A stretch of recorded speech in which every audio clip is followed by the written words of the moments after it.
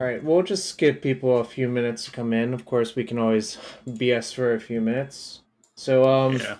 I personally didn't play the showcase because I went to CubeCon instead, which was a great time. So I don't have any regrets really. I know a lot of people were kind of uncertain what Legacy's like now. So, what are your general impressions on the format right now? Legacy's like pretty chill right now, I think. It was in a Um, weird spot after the bans, which feel like a lifetime ago, but happened like a little bit before Lord of the Rings came out, and then obviously okay, one sec. I think you're echoing because probably you have the audio in the other thing.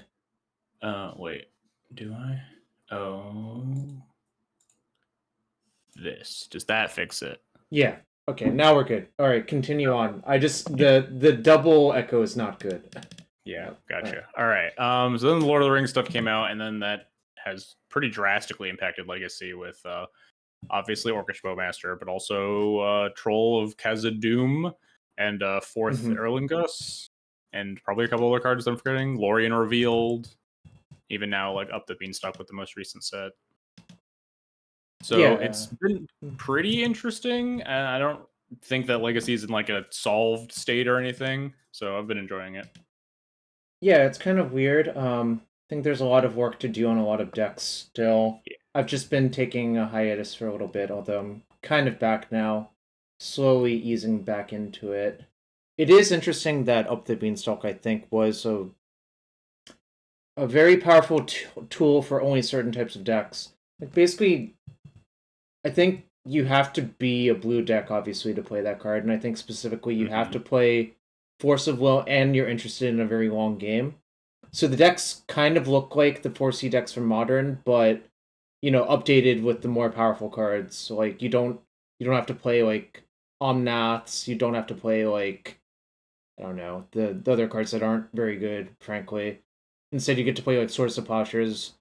I mean, the uniting factor with all of the Beanstalk decks is I think is Leyline Binding, because it's just a one mana removal spell that cantrips. So kind of funny to see that just play out in three different formats at once. I guess four technically, because I did remember Reed had both Beanstalk and Leyline Binding in his standard deck. So just kind of a funny observation about what's going on with that card. Yeah, it's wild how innocuous it was too. Just like this random like supporting some like draft archetype, and then you just tag a Mm. little cantrip onto it, and suddenly it's a multi-format staple. Well, also I think their intention was I think if they could redesign it they would, but the intention obvious was if you spent 5 mana on a spell. Uh Yeah, I definitely. I mean obviously that cat's out of the bag and like they can't really do anything about it without like really trying to errata things so they don't match the what's printed is kind of a disaster. Unless like they've done that a few times but not very often is what I would say. Yeah, I doubt they'll really do anything about it until it becomes egregious in formats like perhaps a modern at some point. Yeah, I'm not the biggest fan of the play experiences with that card because I think it's just too easy to draw your entire deck. But that's for a different rant, I guess. Yeah. Uh, so I guess we have a bunch of people in now. So I guess you're probably better known for playing Death and Taxes, or I guess even like Moon Stompy. What finally brought you back to Boros Initiative instead this time? I'm at least a little known for for playing some initiative, I think. Sure, sure.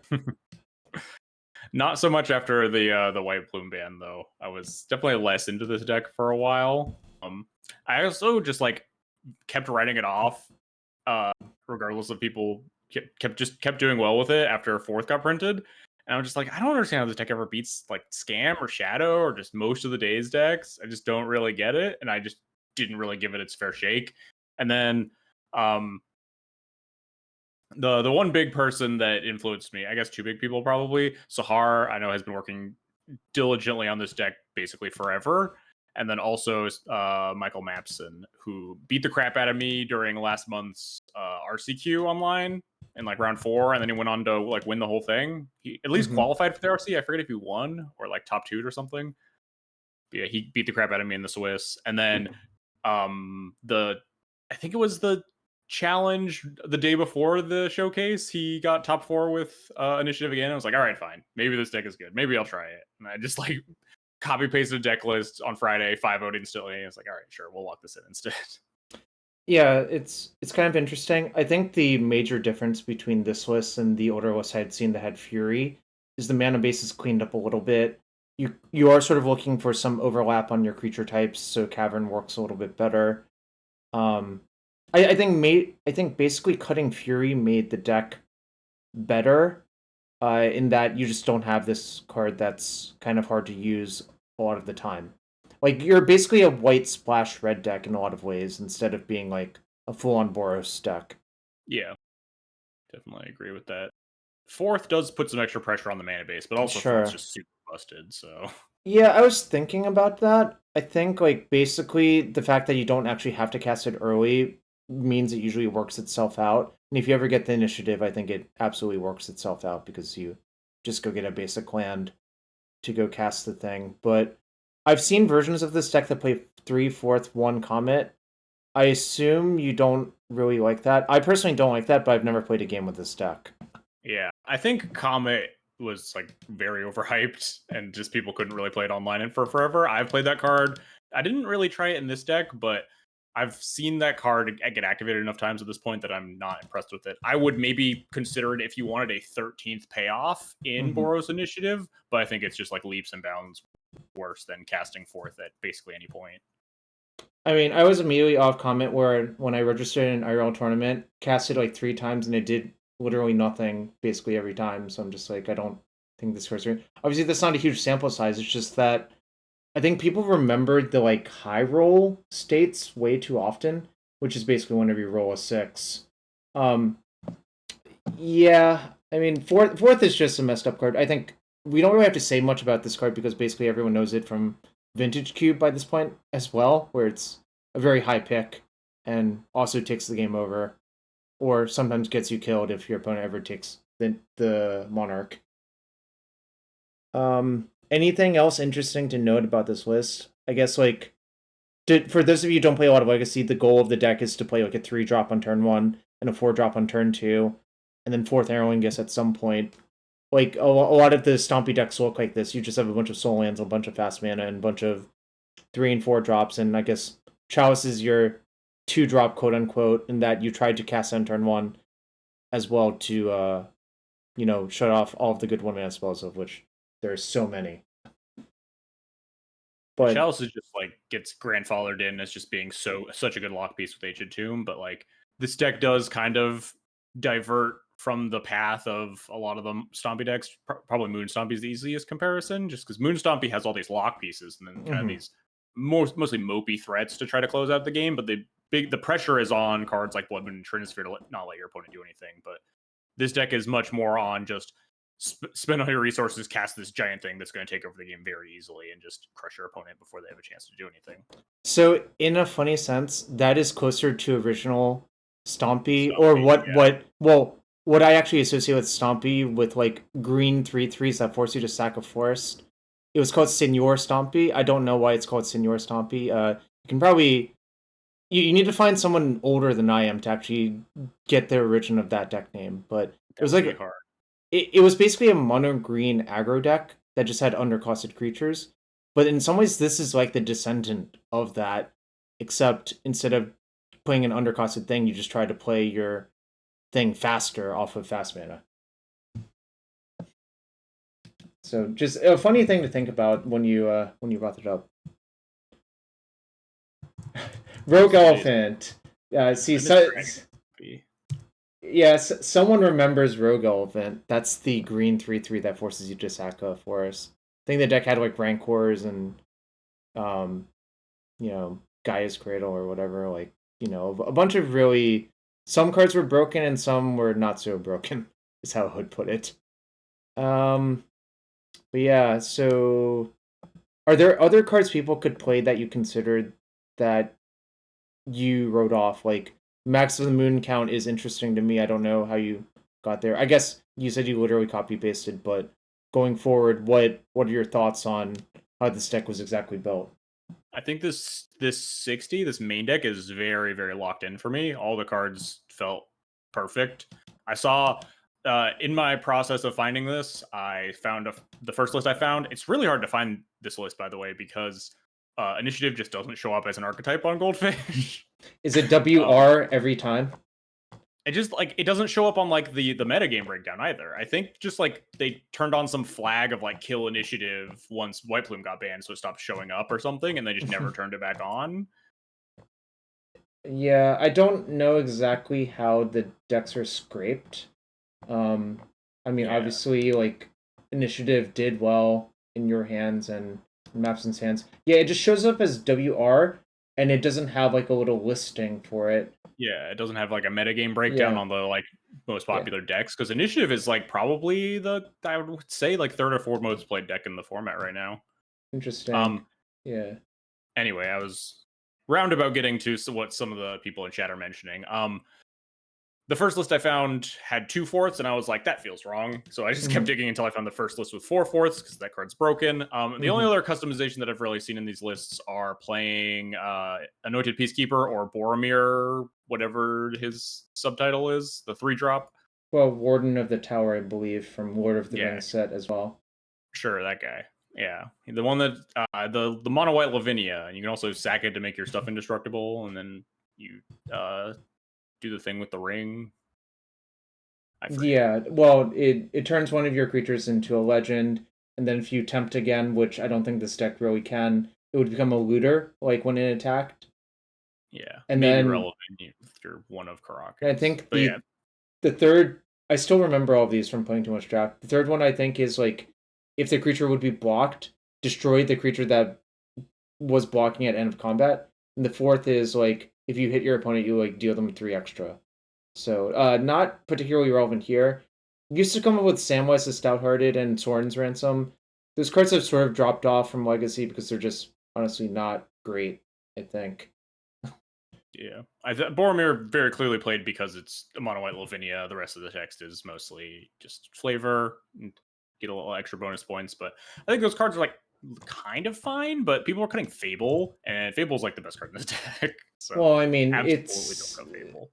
There's a saying I have where Fable makes bad decks better and good decks great. is even like the bad Fable decks just get better because you've actually put a good card in your deck. Like that fixes a lot of the problems. Yeah, Fable's just broken. You can't really cut it. You could like maybe talk about cutting these 2 touches for like more hate bears, like Anointed Peacekeeper or Boromir. But I found touch to be really, really powerful against the reanimate decks, Scam and Shadow, and mostly just Delver in general. So I've really enjoyed having that in the deck. That's probably the only like real flex slot I would consider, though.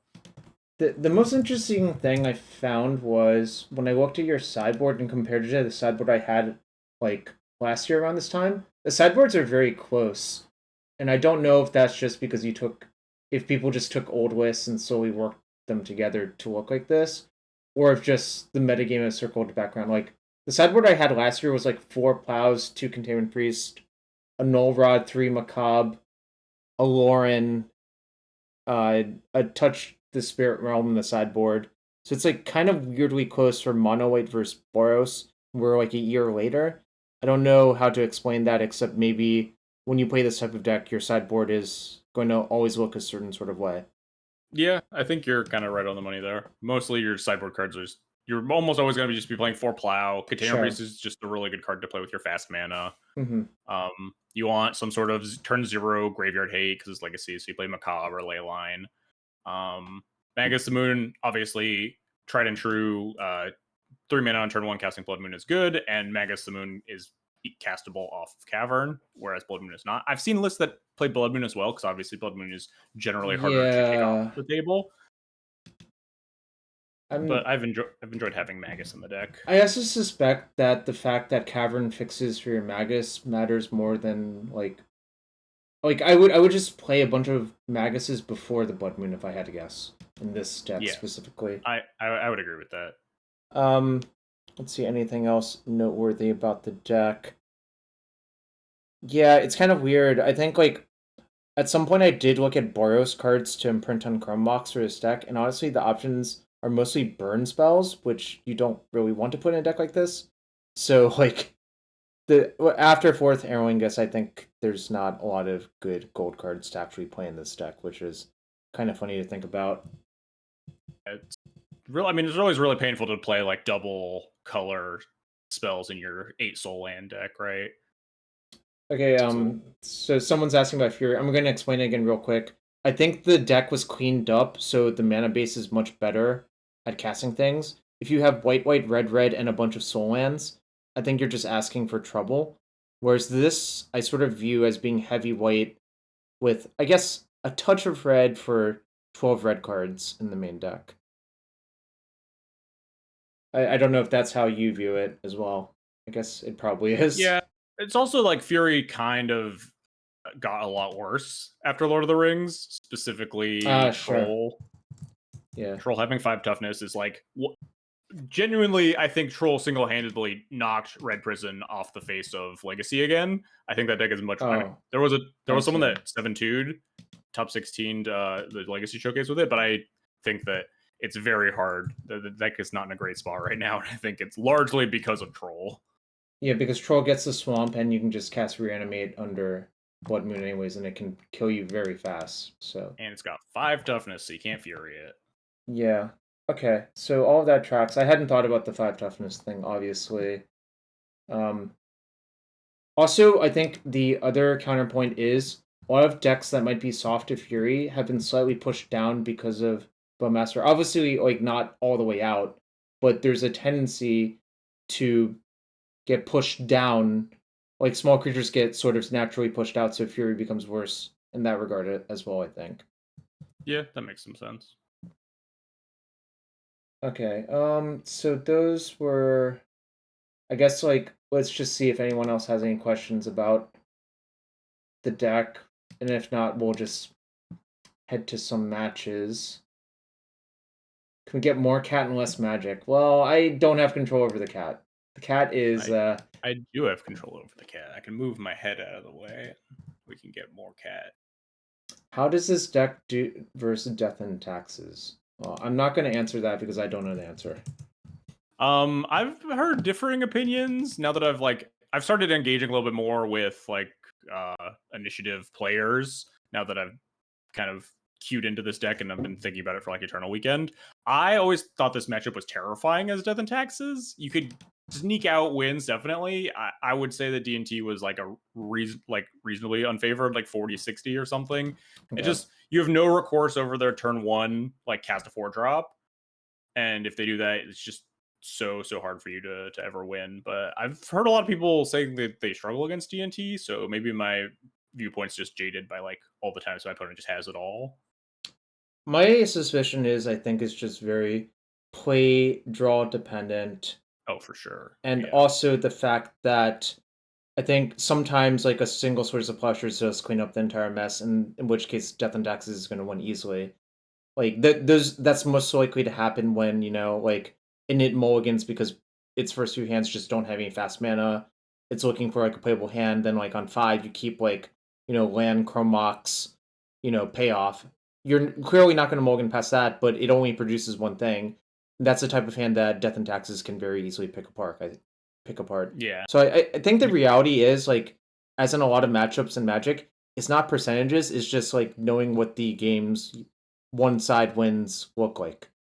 Yeah, and I think fourth did change that dynamic a lot. It used to be that like, yeah, if you could get to like turn 4 or 5 relatively unscathed, pretty even on like trading back initiative or something, then D&T could just out removal initiative, and then sometimes now they just cast fourth for 6 because they just have a bunch of mana, and then you just die. Yeah, that card is ridiculous. If you ever get flooded and you draw that card, your opponent kind of dies a lot. Like it scales very well. Like yeah, Stompy deck's famously good at flooding. Well, yeah, because your deck deck's like 50% mana sources.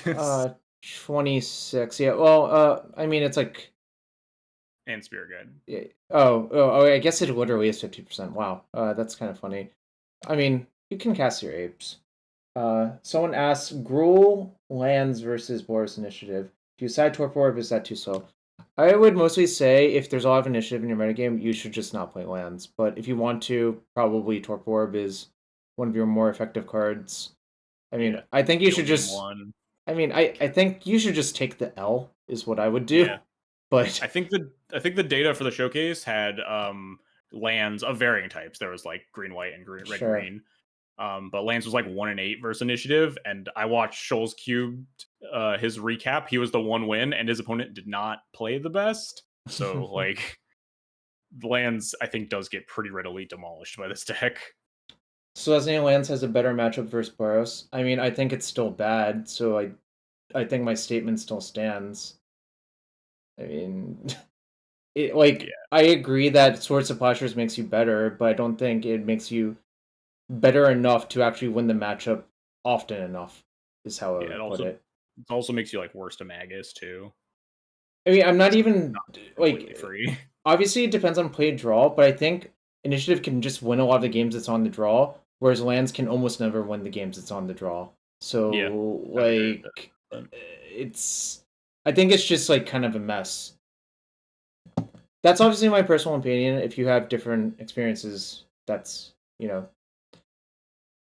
I mean, I played a lot of lands in my life, and I can safely say that like a fast stompy deck that can kill you outside of the combat step because of trap is a nightmare.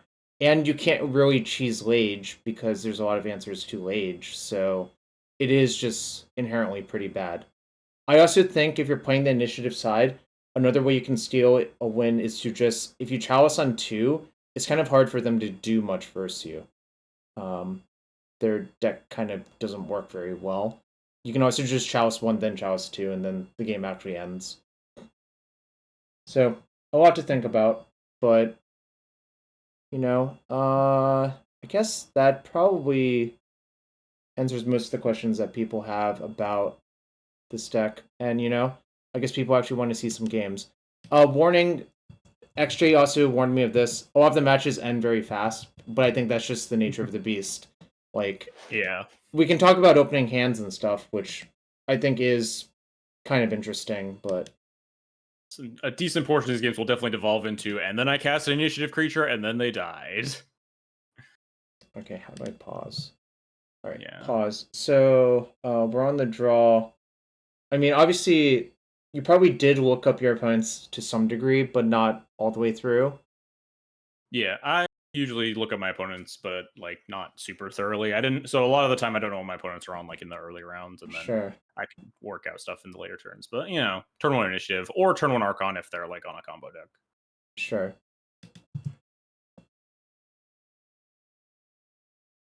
So Solitude's an interesting draw. It's probably the best card to imprint. Yeah. Yeah, Polluted Delta Go gives me bad vibes, so I went with Archon. Well, I assume the vibe you were referring to is there's not a real reason to let them daze you, where you can just trade Lotus Petal for days instead of your threat for days. It's also like more likely that they could be a combo deck, and you just want to like cast your anti-combo thing rather than the caves. But yeah, it is also just like free to play around days now that we drew another colored card. Yeah, so force fetching Merc, obviously the story is almost completely told by this point. Obviously, I guess you don't know what colors they are by this point, but I think just based on Delta, I think they're more likely to be a Dimir-based deck. Also because I think that's just more popular than the other variants nowadays. Yeah, especially with like land go instead of like land like DRC or Delver. Trop does change things.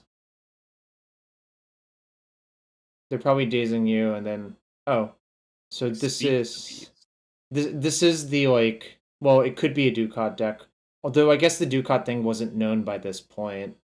But I think other people had worked on stuff like this. Yeah, I've seen iterations of Rug Delver, not specifically like Daniel's Delver listless. I think this is probably more of a normal Rug Delver. Yeah, I don't really like cutting Wasteland like he loves to do. I think you just give up a lot of your good matchups. Oh, this is the max greedy version, although now you're just dead. There. Yeah, I snap concede to that one. Yeah, I mean, it's not a great one. But yeah, notably, knowing that they have the black is important. It's like the Grixis splash for questing Druid. Okay, so I guess the real question is, how did you generally sideboard in this matchup? I assume all of the plows come in. The question is, do you want plow and chalice in your deck at once? And if so, Yeah. what else do you cut instead? Let me pull up my deck list. I should like get in the habit of when I record these opening up the sideboard so I know how I sideboarded. But generally versus Delver, plows came in. You can kind of just mitigate the Chalice plow issue because obviously if you're in control of both of these cards, you can just choose when to put them into play. So sometimes if you have a plow Chalice opener, you can fire off your Chalice in early. Fire off the plow in an early thing and then cast the Chalice. But also you are a Chrome Mox Solitude deck, so you can just pitch white cards if they are dead in your hand, or discard them to Fable, etc. So it's not that bad of a anti-synergy.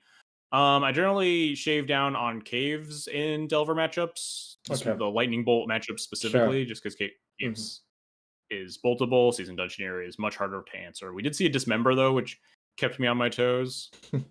I would guess that in that version there was probably only one Dismember and they just happened to draw it, but you know. Yeah, very likely. I assumed it's probably like 4 bolt, 1 Dismember or something. It could also be like some number of bolt, some number of Dismember, some number of heat. Well, I guess probably 1 Dismember is fair because like drawing 2 Dismembers is not good most of the time, unless if you're a Death Shadow. But yeah, that all tracks. Let's see what happens. Oh, also, this person has one of the best usernames on MTGO, Vendilion Misclick. Excellent username. Eats a Force, not surprising. Bad vibes. Very good. Hand's much better. You know, you put good cards in your deck to draw them. Yeah, deck has a lot of good cards to draw there. So.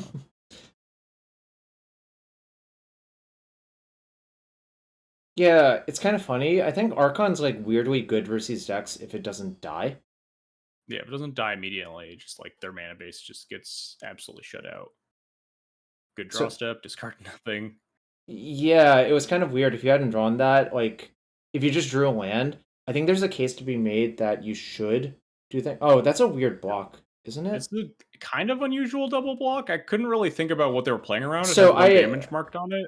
I know what they're playing around. They're playing around the fact that I guess if they single blocked and I killed it, I just get the treasure for free, right? Like if yeah, I have a but that's not Solitude. free. Like if you block with token,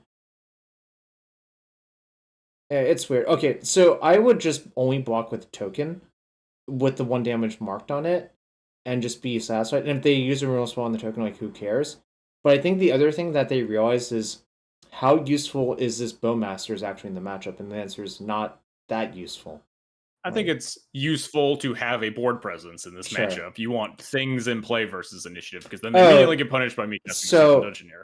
They played around the touch the Spirit Realm because it can flicker the token, I guess. But like, is that really playing around? Like, I think you're just completely happy if you block with a token and they flicker it, right? Well, also, if you want to play around that, you can just block with Bowmaster and leave the token. Yeah. So I don't think it actually makes a lot of sense what they did. I think they just like sacrifice 2 things, and then you get to play your 4-drop on an uncontested board, and that's really bad news. It would notably still be pretty bad news here because I could just play the planes and hold up Channel Touch if they had a creature in play. So like they can't just removal spell plus attack me.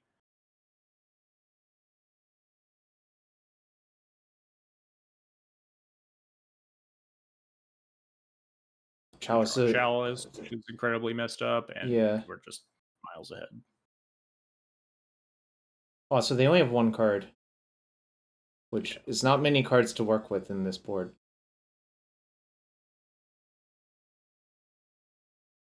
Our Dungeoneer is out of Dismember range. Yeah, it's really hard for them to remove that one. I guess they could chain a bunch of stuff. They Seek the Beast into 2 1-drops into my Chalice, and then they die. Yeah. I mean, I do like Seek the Beast as a card. I'm just not sure how powerful it is. Or, like, if we even have the right shells for that card yet, so... Alright, so we can talk a little bit about this opening hand, because, like, there's an argument that maybe I shouldn't have kept this. So we're on the draw. We don't have any white mana sources. And if we go for it on turn 1, we basically are like, okay, you don't have days. Right? Because if you get days there, I think the game just ends on the spot. Yes. How many white sources do we have? That's the real question. All right, 1, 2, 3, 4, 8, 12. But if we think about it, if our Caves of Chaos Adventure resolves, that's basically a white source right there. Yeah, I think if that resolves, that's not the concern I have. I think if that thing resolves, your hand is completely functional. It's also like the mountain kills your city as well. Like, so you're, I don't know. I probably would have shipped, but Yeah, I think I should have shipped this one too. this hand looks extremely bad to me, honestly. Like, you have. Look, I'll be honest. It was round one. I immediately got paired into what I think is one of your worst matchups. Anyone playing Sure. Days. And I was like, hey, if I lose, I'm just gonna drop and stop playing. Oh, so like it could end fast. Oh, and they also have the Thoughtseize.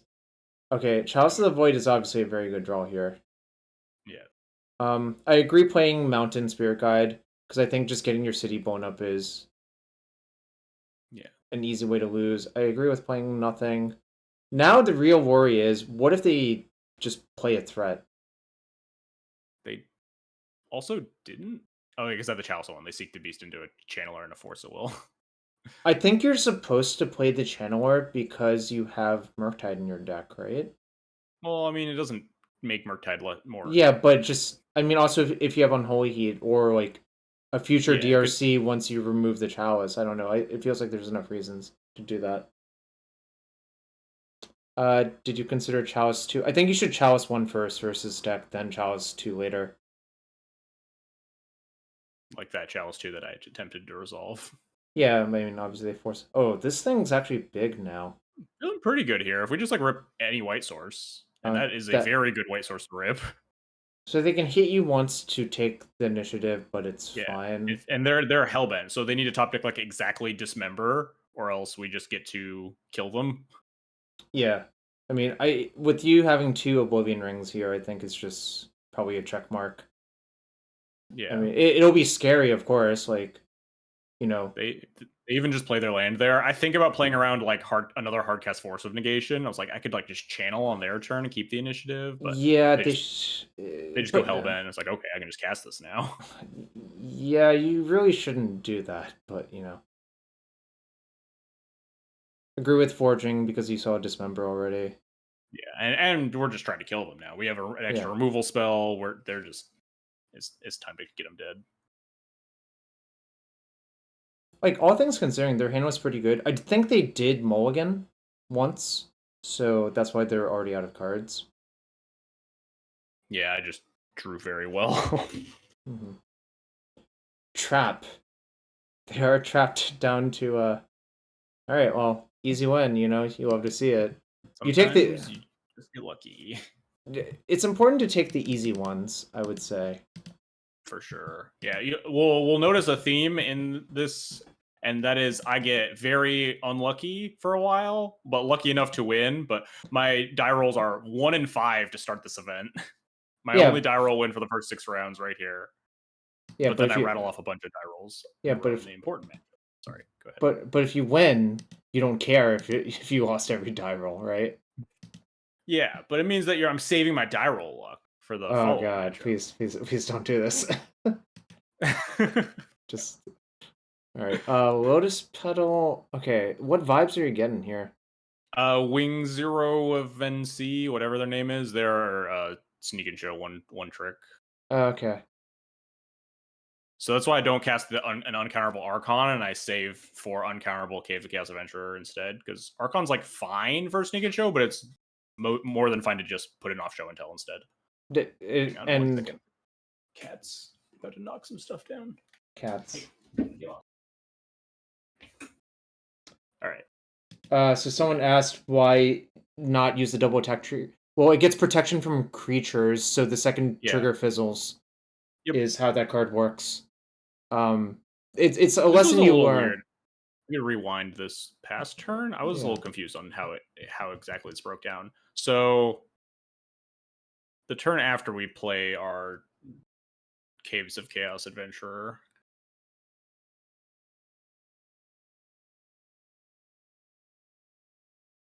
So yeah, Wing has like very weird sneak and show lists. I was looking at their list on Goldfish. They have like they're clearly Rug, obviously. They have like a bunch of like weird one-ups in their deck. they let me attack and get the Caves of Chaos trigger, and then they bounce with Brazen Borrower. That seems like not what I would do with that. I was very confused with the sequencing. I opted to just I didn't read them for having a force, so I opted to just cast a big 4th in main 2 instead, but then they just have a force tool. I'm just very confused by what was going on in this game. Were you supposed to use the spirit guide to cast your thing? Or were you supposed to the 4th for an extra 1? To play around like days, maybe? Well, also because I think if you actually counted, it doesn't actually shave a turn off the clock. Yeah. That but it looks like wise. but it looks like you're dying. Nope, they miss on second fatty. They just have an Atraxa.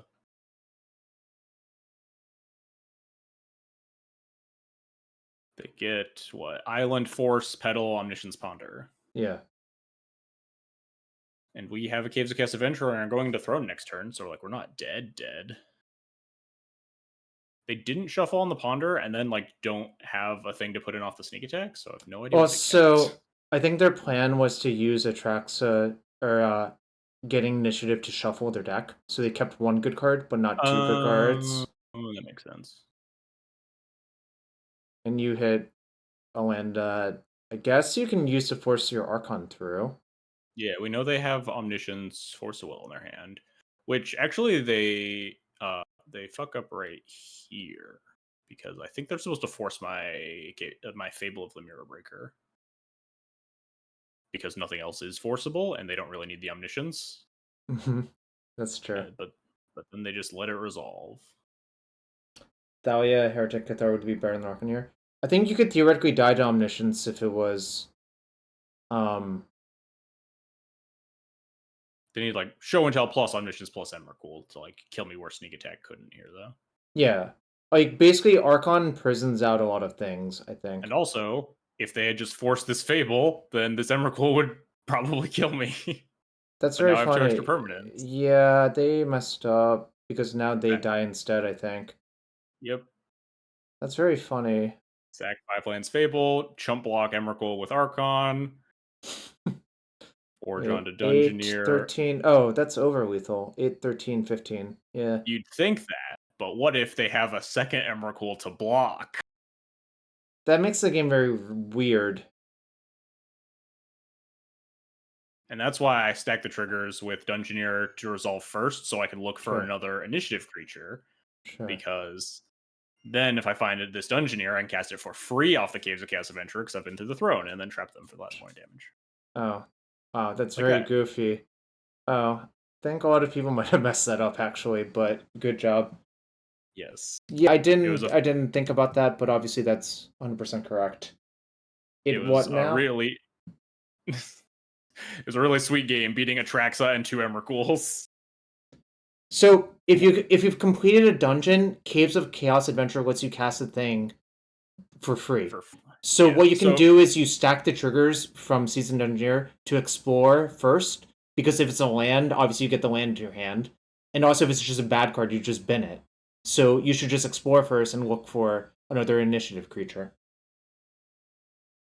Found the second Dungeoneer, exile with the caves, and then cast it for free. I guess a lot of people just didn't know what the last word on Caves of Chaos Adventure was, which we all clearly you have to cast it for free if you've completed a dungeon, which comes up if you exile a 4th. Wait, does it say you have to cast? Oh, sorry. The way I parsed it from you is you must cast this card no matter what, which is clearly not the case. But I see what you're saying. You can't pay X's, which is you're not allowed to cast it unless you're casting it for free. You never had that be relevant? I've had it be relevant, and I guess I've definitely completed the dungeon before with Chaos Adventure. With the versions that had a lot of initiative creatures, like the hybrid Boros ones that Tagoras was playing, it happened a lot. So, oh yeah, the 12 initiative lists. Yeah, exactly. That just happened a lot. Yeah, I think you should not mess around and find out. No fucking around, find out. Just respond, because what if they have Spirit Guide, thing. Also, your hand is bananas for this matchup. Yeah, it's really messed up. I think you should consider just actually attacking safe. Sorry, it gets protection. Yeah, and then I get instantly correct. I thought about not casting a initiative creature that turn because I saw Borrower last game. Sure. But like, I don't know. Like my mana is not set up in a way that I can deploy anything if I'm going to just hold up reflash and Containment Priest that game. I think the problem is, yeah, you're not far enough ahead. Obviously, you got immediately killed, but like, what if they just, I don't know, like, what if they just show for Omni instead? Yeah, what if they just like I cast nothing and then they just like fire off 3 cantrips or whatever and sculpt a perfect hand and then show and tell and omniscience or something. I think I just had to jam there. I like trying to kill them faster, mostly because, well, I think just shortening the number of turns they have to cantrip and do things is better than just trying to play like super defensively, and like it double ports you to do that, so it's not exactly free. Like, are you, if you're planning to do that, I think you just have to leave up 2 every turn of the game. I don't even think you have enough mana sources to really do that as well. Yeah, I would have ended up casting an initiative creature on like turn 5 or something. Yeah. It would have just been really ugly, I think. Yeah, that hand's finally not keepable. Whereas this hand is very good. All right, this hand we could talk about actually a little bit because Okay. I wasn't so. We could even rewind to what's the bottom. I sent this one to Luna later because I wasn't sure about what I should have done with this hand. I think I liked my play mostly. Okay, well that hand sucks. Completely unplayable, yes. Okay. This hand. Well, I think you have to keep, and the question is, what do you envision happening, right? Yes. So, in my mind, okay, I guess it is really complicated. We could take a couple of paths with this hand, honestly. Right. I think the question is, do we really think we're gonna have? Okay, like I guess the one thing I want to note is you can't play a 4-drop on turn 1 unless you really sacrifice everything, and that loses to a single force. So I think you can immediately write that off as a play. Interesting. Because I think that's just asking for too much trouble. So I think my instinct personally would be to bottom one of the 4-drops, or you can bottom Chrome Mox because you're already low on resources and just go Tomb, Petal, Fable. But I guess that also loses to a 4, so maybe that's not so good. Yeah, it's kind of interesting what you should do. It's also possible I guess you could just bottom Lotus Petal, which might be the best play, and go Ancient Tomb, Mox, Imprint, Coca, play Fable. I think that's what I would do, and in that case, you should bottom the Petal. So what I did, I think I bottomed the Cavern of Souls, right? Because we're just jamming. I don't. Well, so my thought is that I'm genuinely terrified of just dying in this matchup. Sure. And I want to put on pressure really, really fast. Sure. So if you, I think I made one of 2 missteps. I think the options once the decision is locked in, for me at least, is I'm going to cast an initiative creature on turn 1. It's what do I want my leftovers to be, and which initiative creature do I want to put into play. So like, I think the optimal path is probably pitch Caves to Chrome Mox, play Dungeoneer. So if it gets forced, you still have Fable to play as backup. Mm-hmm. I think what I end up doing is jamming Caves of Chaos Adventurer because it deals the most damage. Mm-hmm. I see. Yeah, I think I would have played it differently, but I certainly understand where you're at. I think like bottoming the Petal is very appealing because if the Fable resolves, you just keep all of your leftovers, and you can rummage in case if something goes wrong. Like that lets you dig for a Containment Priest as well, and also means that the initiative creature next turn will be uncounterable.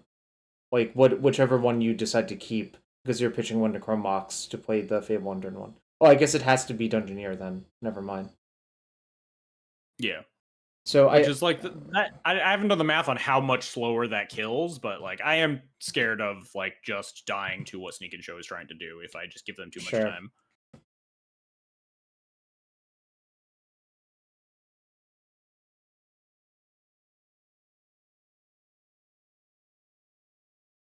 Yeah, I think I take the max greed line. I think I should have exiled the Dungeoneer instead of the Fable. I mean, I agree, because, like, what if you just draw another red source and your thing gets forced, right? Like, I mean, obviously it works out, like, And then we hit the perfectly. absolute perfect. We draw Solitude with the pair with our white card, and then exile Sure. Fable off of the Dungeoneer, or off the Adventurer, so we have lethal next turn.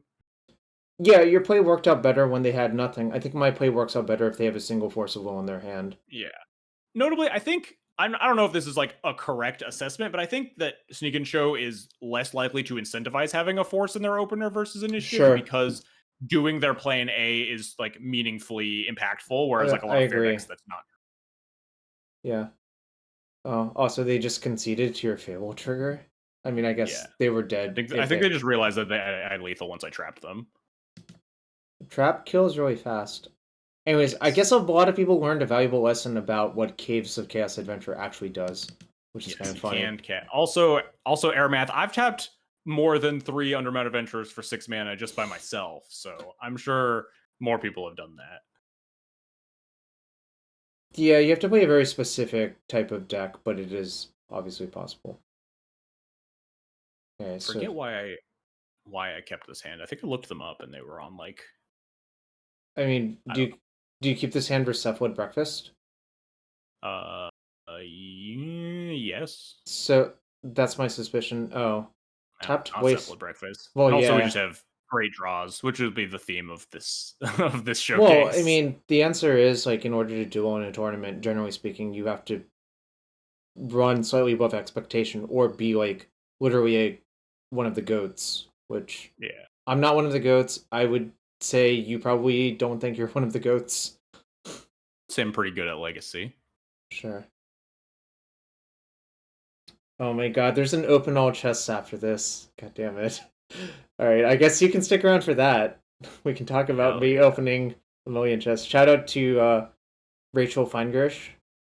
Loyal sub of the stream. We haven't really been talking about the game, but nothing's really happening. Here, they are just dead, and I have no idea what they're playing, and then they like fetch a bunch of more mana that I can identify, and then play an Orcish Bowmaster thinking they can block the Dungeoneer and then die, which is great for me. It's like, oh, they're on some like Esper pile.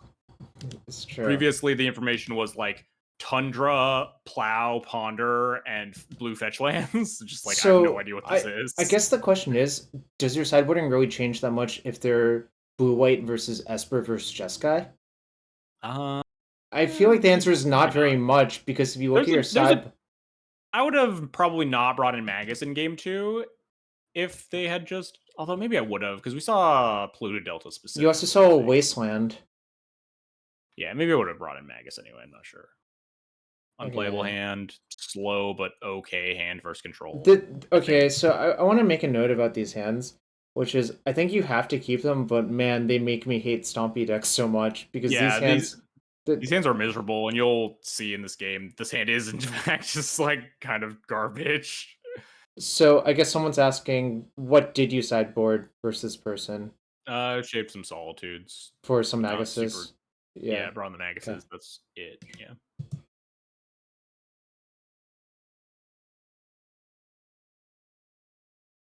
Yeah, I think you're gonna lose this one, mostly because you don't do anything very fast. And so you just like if you cast your spells on curve with the Stompy deck, you're gonna lose a lot of your games.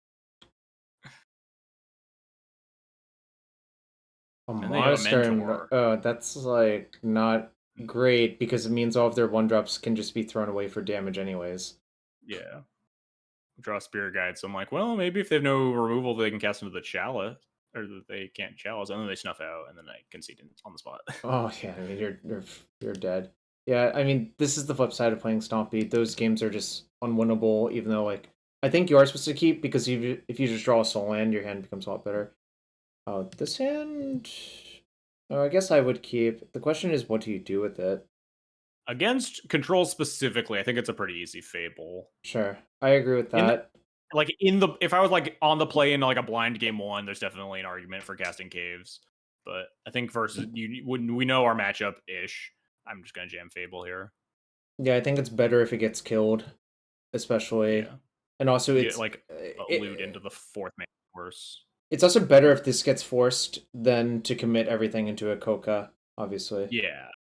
Oh, that's kind of a disaster, but I guess you do have a treasure, and you can dump 2 cards. Yeah, Wastelanding versus Goblin Shaman generally isn't great, and then we draw Magus.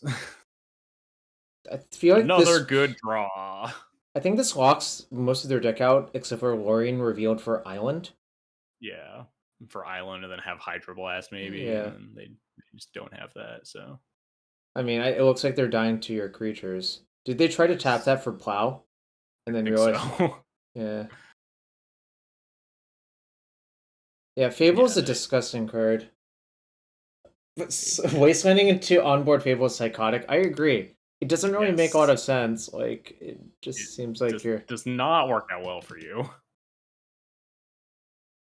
Also, I feel like with how fast your games go, you probably had a lot of time to, like, do stuff around the house as well, which is the other Yeah. advantage of playing a deck like this. Chat with people. This person, their MTGO results was exclusively pop or burn. I was like, there's no way. And then they Yeah. win the Tyrell and Goblin Guide me.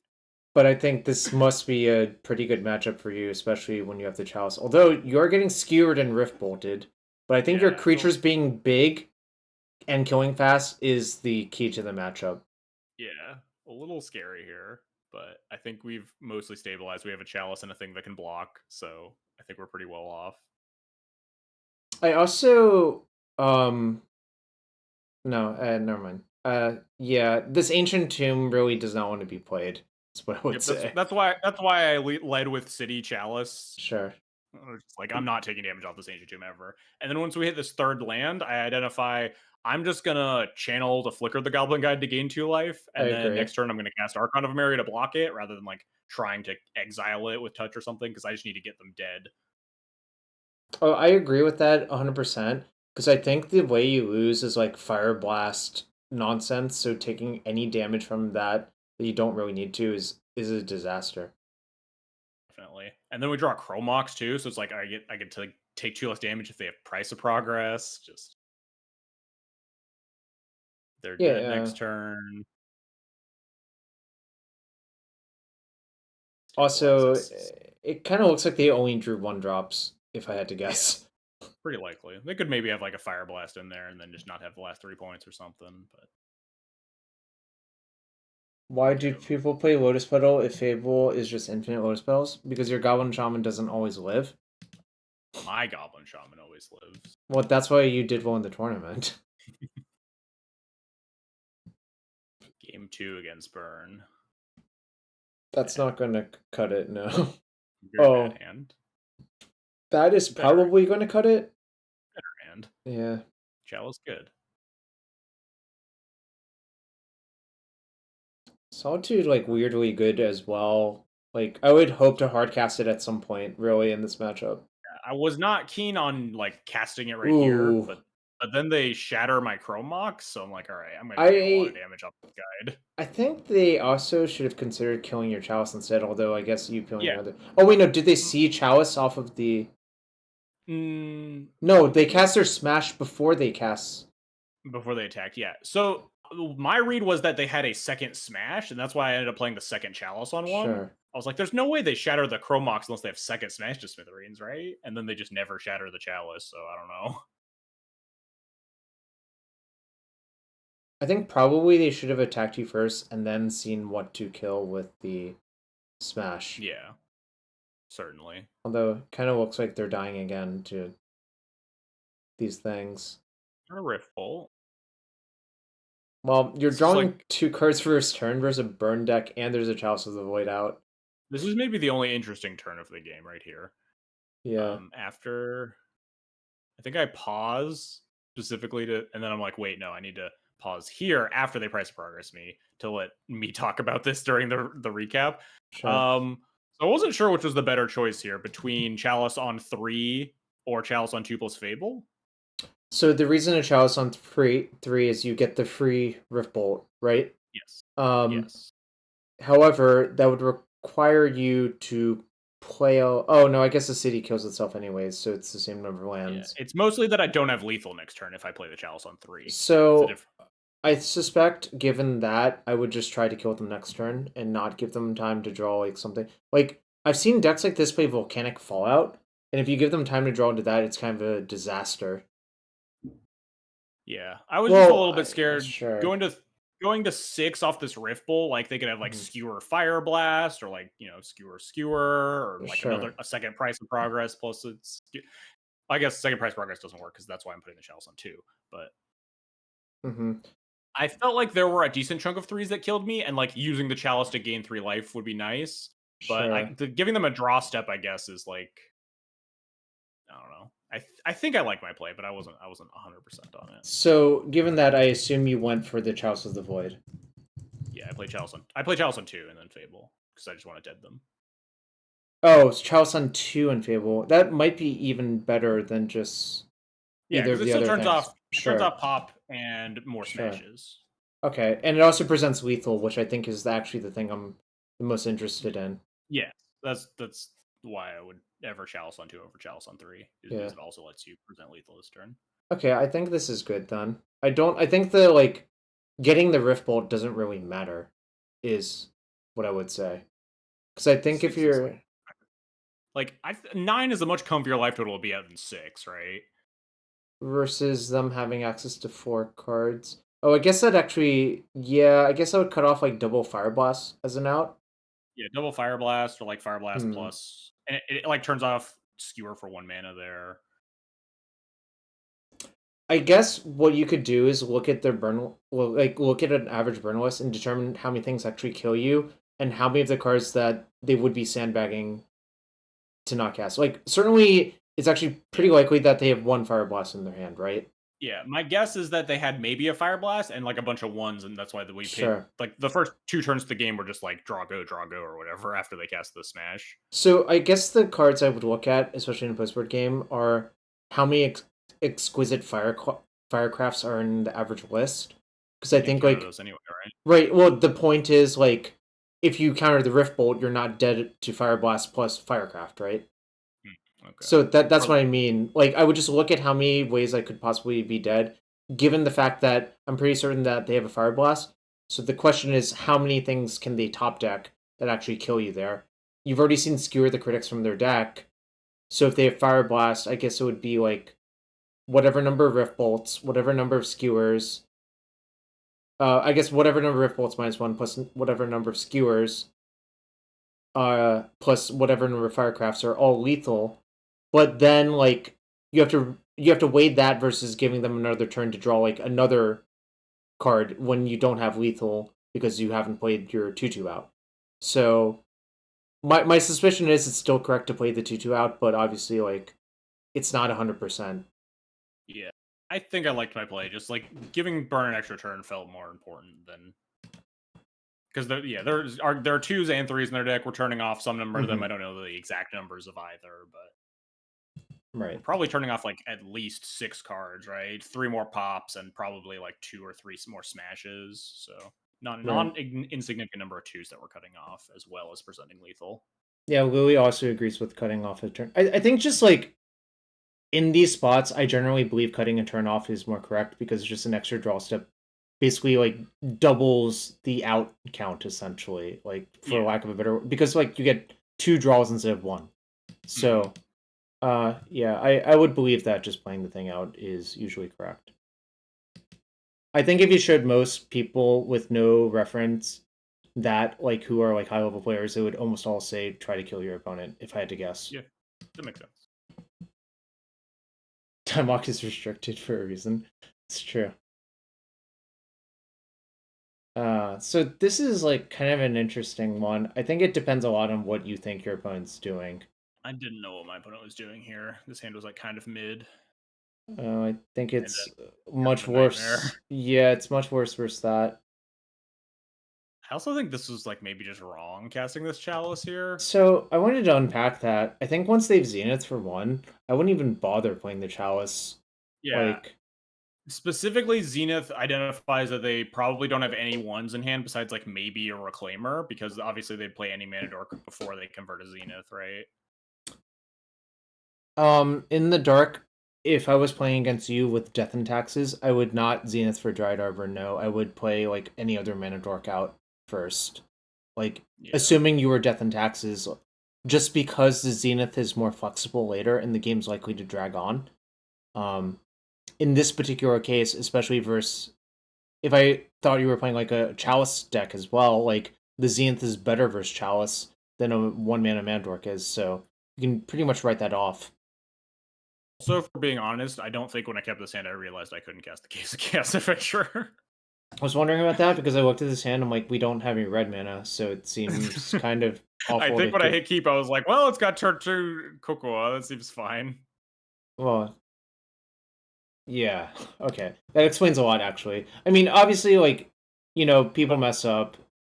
Yeah, I think there's a decent argument for me that I should have gone just like touch the Dryad Arbor instead of casting Chalice and hope to like spike a red source. This sort of works out okay, although like Like the your end of the world here. your Mox being dead is kind of awkward. Also, I think this is probably like Newton deck. It looks like definitely Newton Elves at this point. Yep. Oh, that's going to be problematic. We can touch it. It's fine. We'll draw a red source. It's fine. Perfect. I do like how Archon probably time walks a lot of the lands from that deck, if I had to guess, except for Forest. I don't like how we're probably just gonna die to natural order next turn, but Well, is it lethal? I mean it's Atraxa. Oh, that is true. We have Caracas, but they just like draw 5 cards, and I have nothing. Well, no, yeah, I mean like that's probably going to be good enough. Oh, I always forget that they have Lure of the Hydra in their deck now. Also, this person just had like main deck Terra Sunder, which is wild. The jundification of elves. That is weird. I guess they play that over Snuff Out, but it's a lot more expensive to kill a creature with that. 4 mana to kill a creature with that. Snuff Out's free. Oh, well, now you're kind of dead. Or are you? You can't even cast either of these spells still. Yeah, the Collector Oof is hurting you. Wait, did we not play a Landos? Oh, well, it was because of this. The city, yeah. I had to play the Caracas and blow up the city to bounce the Atraxa, and then we're just gonna die here. Their Phoenix are very big. 2/5/5s, and I throw in the towel. Archon's very good versus Bayou. Well, yeah, but none of our other cards were good because we couldn't cast any of them. Yeah, I would say, pro tip, probably don't keep that hand. I Or win the die roll. That hand would have been really good if I won the die roll. I would have mulliganed that hand. Oh, wait. I would have. Well, what is this hand? Hold on. Oh, it was like unplayable. I tried to pause before each mulligan decision. Some of them slipped through the cracks. Oh, I briefly saw it. Yeah, it wasn't great, but unplayable into unplayable into a 5. So as 5s go, this is functional, not great, is what I would say. It's ugly. Yeah, I mean, like obviously you have to get lucky. I guess this is the time you don't get lucky. I have to guess. This is definitely draw a soul land. Nope. Fable's not bad. Yeah. I wonder if they just briefly think about solituding this Manadork, but it's just that's never gonna work out. I mean, it looks like you're Omega dead. Creatures. Yeah. I mean, here I think you're just dead to almost the 5/5 activation at some point. Yeah, I realized that after I passed the turn because I'm like, oh, at least I can just like try to cast this Dungeoneer off the Spirit Guide, and like if I loot the Solitude away into a land, I can like Dungeoneer, and then I let them untap instead of casting the touch. And I was like, oh wait, I'm just gonna just. Well, you can't cast touch anyways. Well, if I catch touch off Spirit Guide, which is probably better than taking 12. Oh, sure. Just hope they have nothing, and then they just have like okay. Well, you're actually dead now. Yeah. That's 23. You have to channel. I mean, yeah, channel them. It's bad. 5/5, take 13. Yeah, it's bad. I mean, I think like the way your deck is structured is this board state. Once you get here, it's very, very hard to win from here. Yes. And then we cast Seasoned Dungeoneer, and then my opponent like tanks for 3 minutes, and then casts the best possible for the 3rd turn in a row. I mean, anything kills you, really, right? Like, yes, but they have the best thing, which is just another natural order. Draw 11 cards, Wrath me. If you're gonna channel, you should have responded to the trigger. Oh yeah, they gain. I take 2 less damage. That's true. That's true. Yeah. But I was pretty dead after they. I think after they put the hoof into play. Also, I think on this turn, if they just artisan for natural order or artisan for Gris, you were also fucked. But you're kind of just fucked no matter what happened that turn. Yeah, we were on the, like a very medium mold of 5, and my opponent was firing on all cylinders. We're not winning that game. So I guess you finally took a loss, but it was.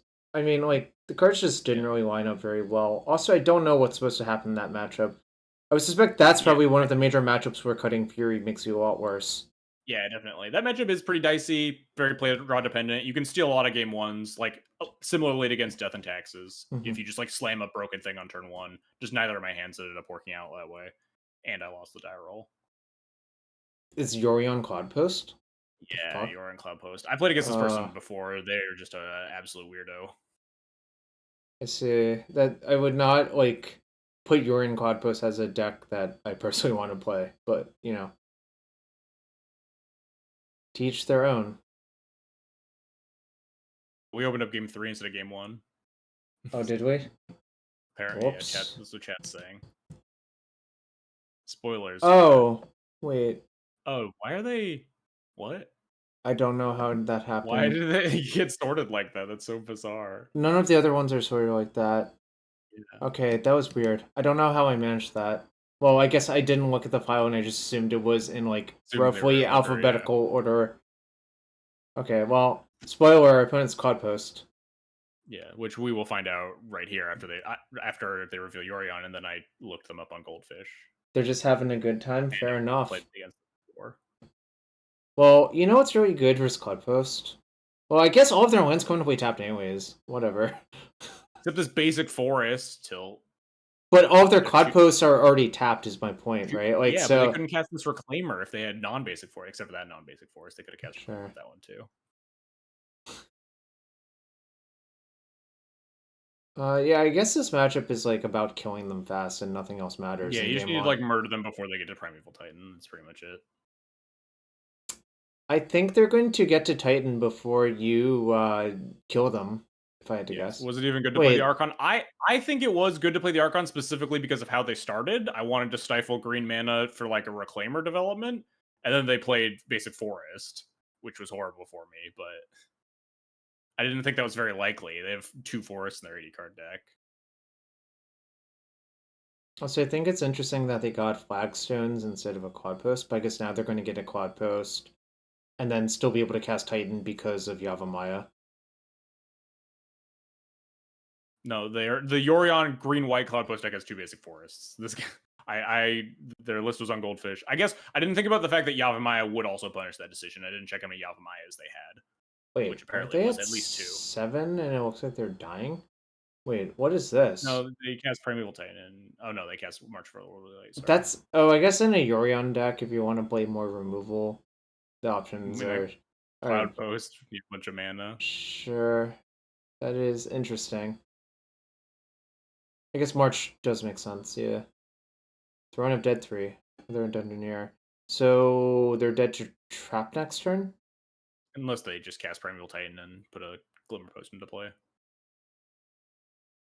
Yeah, the 60 card deck lists are mono green, so they have a bunch of basic forests. But this deck is like very green white, plays Plow, Solitude, March. This looks awfully bad for your health. Yeah, this doesn't look great for me, I will say. I would just get 2 Glimmer Posts if I were them. Oh, Glacial Chasm, I guess, is effectively the same thing. Yeah, Glimmer Post. Selesnya Sanctuary bouncing Glimmer Post? Wow, you love to see it. Their deck, they're just built different. Their deck is a fucking trip. I'm a big bounce land for utility lands sort of aficionado. That stuff rules. We get to explore twice. Put on Amulet. If Amulet could play Glacial Chasm, it probably would if I had to guess. Any Glacial Chasm enjoyers out there? Probably not a lot. I can't imagine that's like a lot of people's favorite card. Yeah, they get Vesuva to copy the Sanctuary to pick up the Glacial Chasm so they can attack me with this Primeval Titan. Yeah, that's bad for you. I mean, I think you're dead this game, actually. Oh yeah, for sure. This one I'm playing it out for clock because Cloud Post traditionally can take a long time to kill you. It's funny because I don't view it that way. Because I feel like once you have infinite mana plus Ivugan, the game ends very quickly. Like how long It does takes it them take? longer when you have a bunch of source splashers in your deck. Okay, I guess that's fair. If you But like, Solitude there, Emrakul or I whatever. mean, probably. I guess if you're Yorion, I would probably have Emrakul 13 in my deck. So I would just make you use all of your plows on your creatures, or like only let you use one. Or just chain Emrakul the Aeonsworn with Karakas, I guess, is the more likely thing. Yeah. Then they decided to just get Ulamog instead. I'm like excited to try to actually like try to kill them if they just go for Emrakul plus Karakas plan, but my opponent knows better than that. And my opponent just grabs Ulamog instead.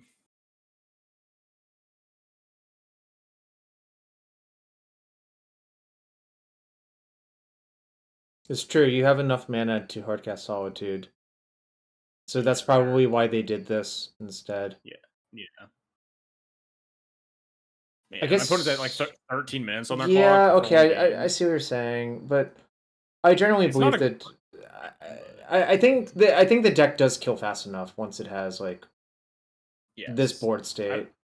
I don't expect to be able to time them out, but you never know. If we play a game 2 that's like this and then I win, and then we have to go to game 3 then. Yeah, I have against just a messed up magic card, which is why it's not legal in a lot of places.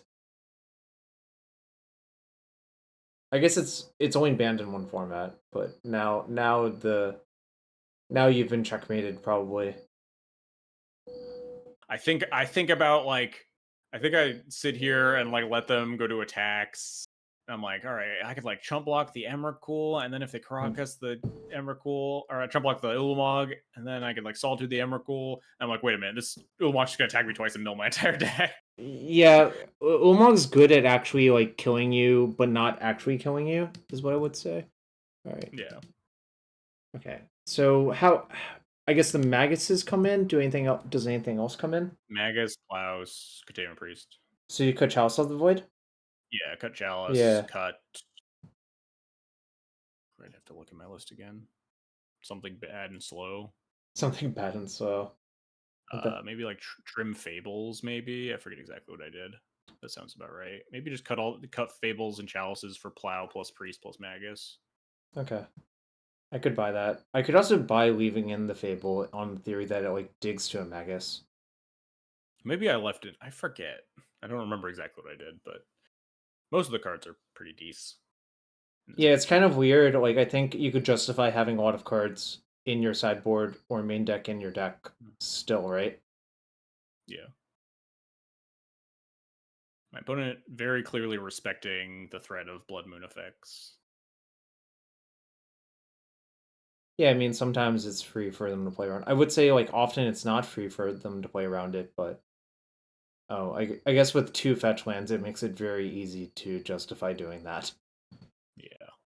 Although, weirdly, those are not the lands you want to sacrifice to a Reclaimer. Yeah, not really. They had their own Solitude.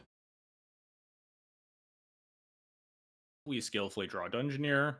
And so there, I think was supposed to still grab Mountain last turn, but I did realize that like because I grabbed Mountain, I couldn't Plow plus Archon in the same turn cycle. Yeah, but I think the ability to cast Magus was like really important, so that's why I ended up grabbing Mountain. Yeah, I would say that. Also, I'm not convinced. I'm not convinced it matters that much that you have to cast Archon and Plow in the same turn, right? I mean, you just want pressure on them, but you yeah, exactly. Sure. Right? So, like if I didn't draw Dungeoneer there, it would have been kind of awkward. I think their deck is the best Reclaimer deck. I agree with that. Like all the other Reclaimer decks kind of pale in comparison, right? Yeah, for sure. Oh, they put Yorion in hand, and then Yorion in their hands. So they're extra dead. They could have second Solitude here, but like just cast Magus and go for it, right? Yeah, I mean, I would check them for Solitude because if they don't, they die every time. So, yep. Conveniently, 11 versus 11 is very convenient. And even if they have Solitude, they're like on 2 lands with their Glacial Chasm in play. And not 11 many life, resources, yeah. Like, and they don't have a green source. I think it just works out well for you more often than not. Yeah. When you force them into those early Glacial Chasms because the pressure's so early, that's when they're in like Yeah, spots. it's funny. Glacial Chasm is one of my favorite cards, mostly because lands can like make it permanent without costing itself too much.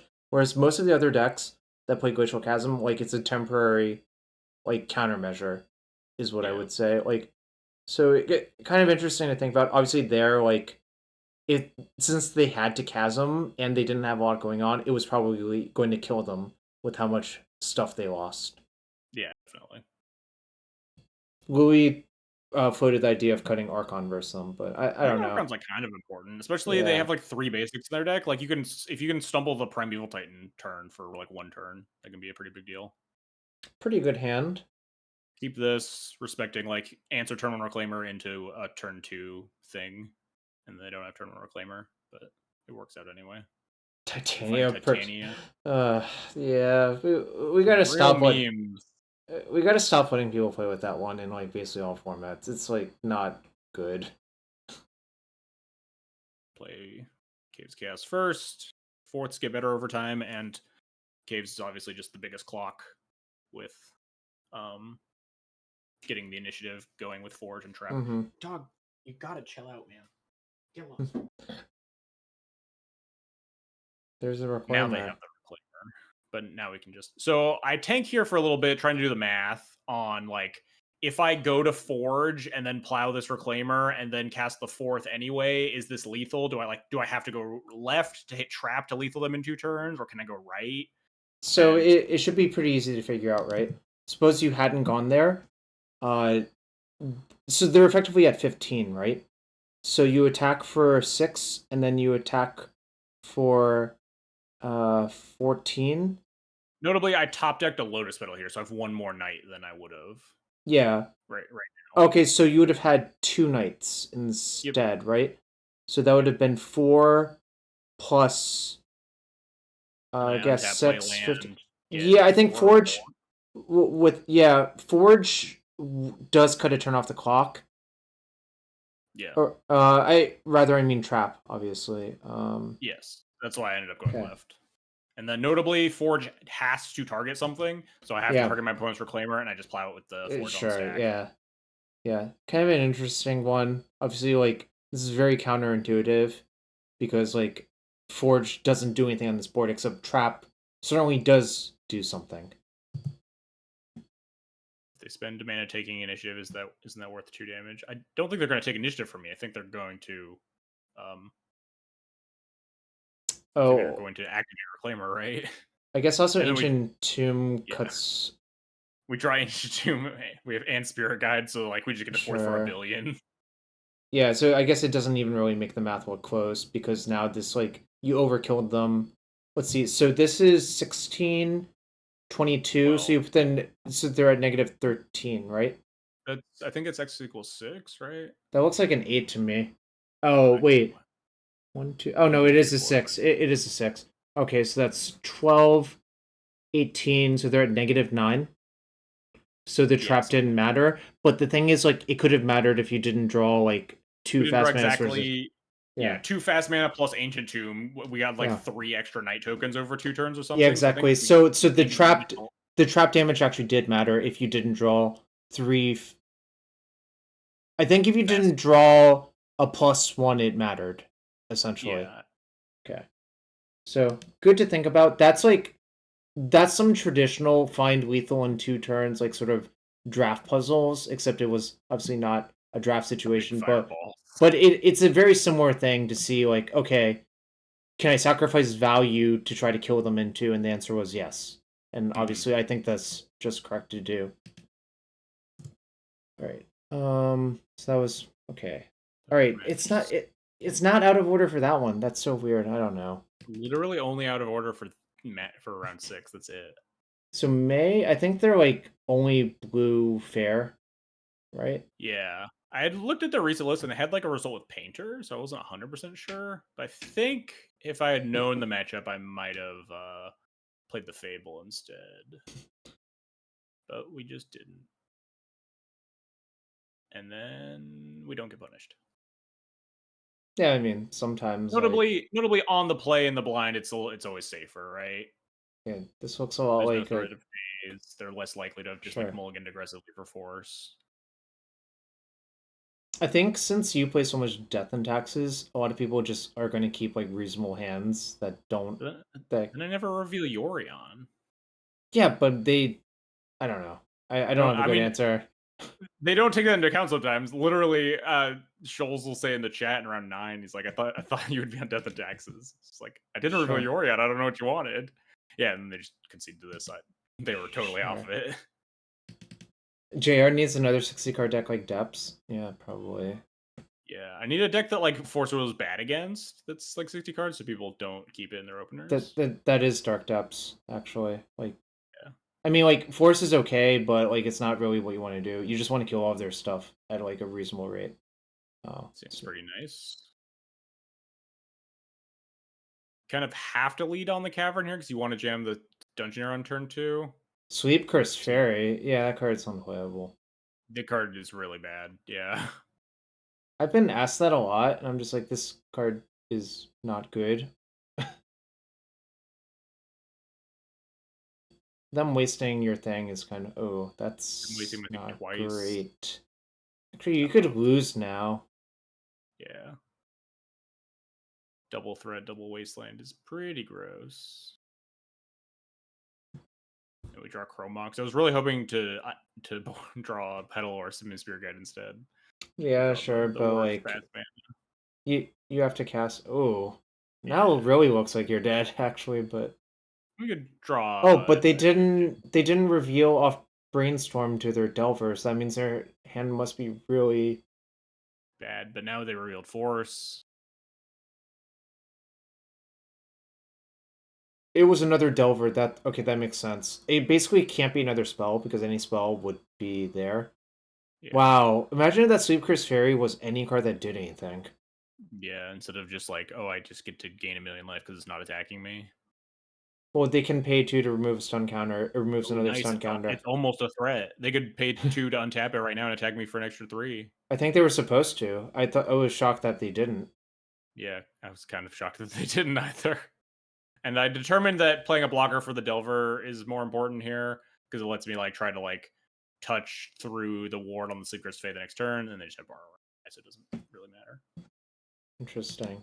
So, I guess that's why they didn't untap it, probably. Yeah, but sure. All right. What's up, Dirk? All right. Well, Sleep Curse Fairy, I think if it had been any other card, would have killed you faster. Yes, would have been much better there. And I think we'll see in this game, I forget. Sand is lower end of keepable, but turn 1 Chalice on the play is really fucked up for still. Yeah, no, I mean, like, I would just force check them, I think, as well. Like, because if it resolves, the game is actually, like... This Sleeper's Face is such a joke. I don't understand. Now. They force pitch Delver and then cast Sleeper's Fate. Like, did they top deck the Sleeper's Fate, no, or did they prioritize it over the Delver? I think they must have top decked the Sleeper's Fate. I don't think like any reasonable person would keep the other way around. So, do we Chalice check them again? Probably. Like force check them again. Definitely. I mean, your hand is only mana and Chalices, so. And we have their Goblin Shaman going. They can't block for another turn still because the Sleep Curse Fate has done nothing. They just concede here, which is wild. So, I guess their hand was just like 4 1-drops. It must be 4 1-drops or like dazes and shit that they just drew. Like it has to be like 2 1-drops at least and a bunch of back. But I just don't have anything here. They could have won if they just like draw like Murktide, like Fetchland Murktide Region or something. Obviously, I have a lot of top decks too. Much more because I have a Chalice in play. Sure. That is weird. They snap conceded and dropped from the event after this, so I think they were tired. I think I agree with that. I think probably they just wanted to go to sleep and they were tilted that Sleep Curse Fairy was a terrible Magic card. If I had to guess. That was my guess too. Because they immediately dropped and probably went to sleep. The tournaments always start like relatively late for them, so it's not. It's very understandable. Oh wow! This match. The sand looks kind of bad. I'm supposed to know what they're on because Luenil has told me what they're on, but I didn't listen to him. Oh, so is this hand bad or good? Like, And is bad because they're on Reanimator, and I actually won the die roll, so I should have mulliganed to Chalice or Archon. yeah, this is not. Oh, yeah, this looks. Oh, yeah, that's not good. They passed the turn. We got a shot. Scry towards Chalice. Nope. Kind of looks like you're gonna Solitude one of their things and then lose the game. Nope. I guess you're not Solituding jack shit. Yeah, I think given that you knew they were is that a Grave Titan? It is a Grave Titan, yeah. I didn't actually know they were Reanimator because I didn't understand what Lundell said when we were chatting. I Oh, completely okay. missed his tip that they were. I would have never kept his hand if I knew my opponent was on Reanimator. I would have just aggressively mulled the Chalice of the Void. Yeah, no, I think that's almost really incorrect. Or like always a hand that's better than the one you kept. Yeah. Although like with London Mole, and if you're willing to click the button, you have a lot of fucking looks at Chalice of the Void. Can you win this game? No, they drew 14 cards. We absolutely can't win this game. But I try. Hang on, Lundell. I have receipts that your statement was very vague and misinterpretable.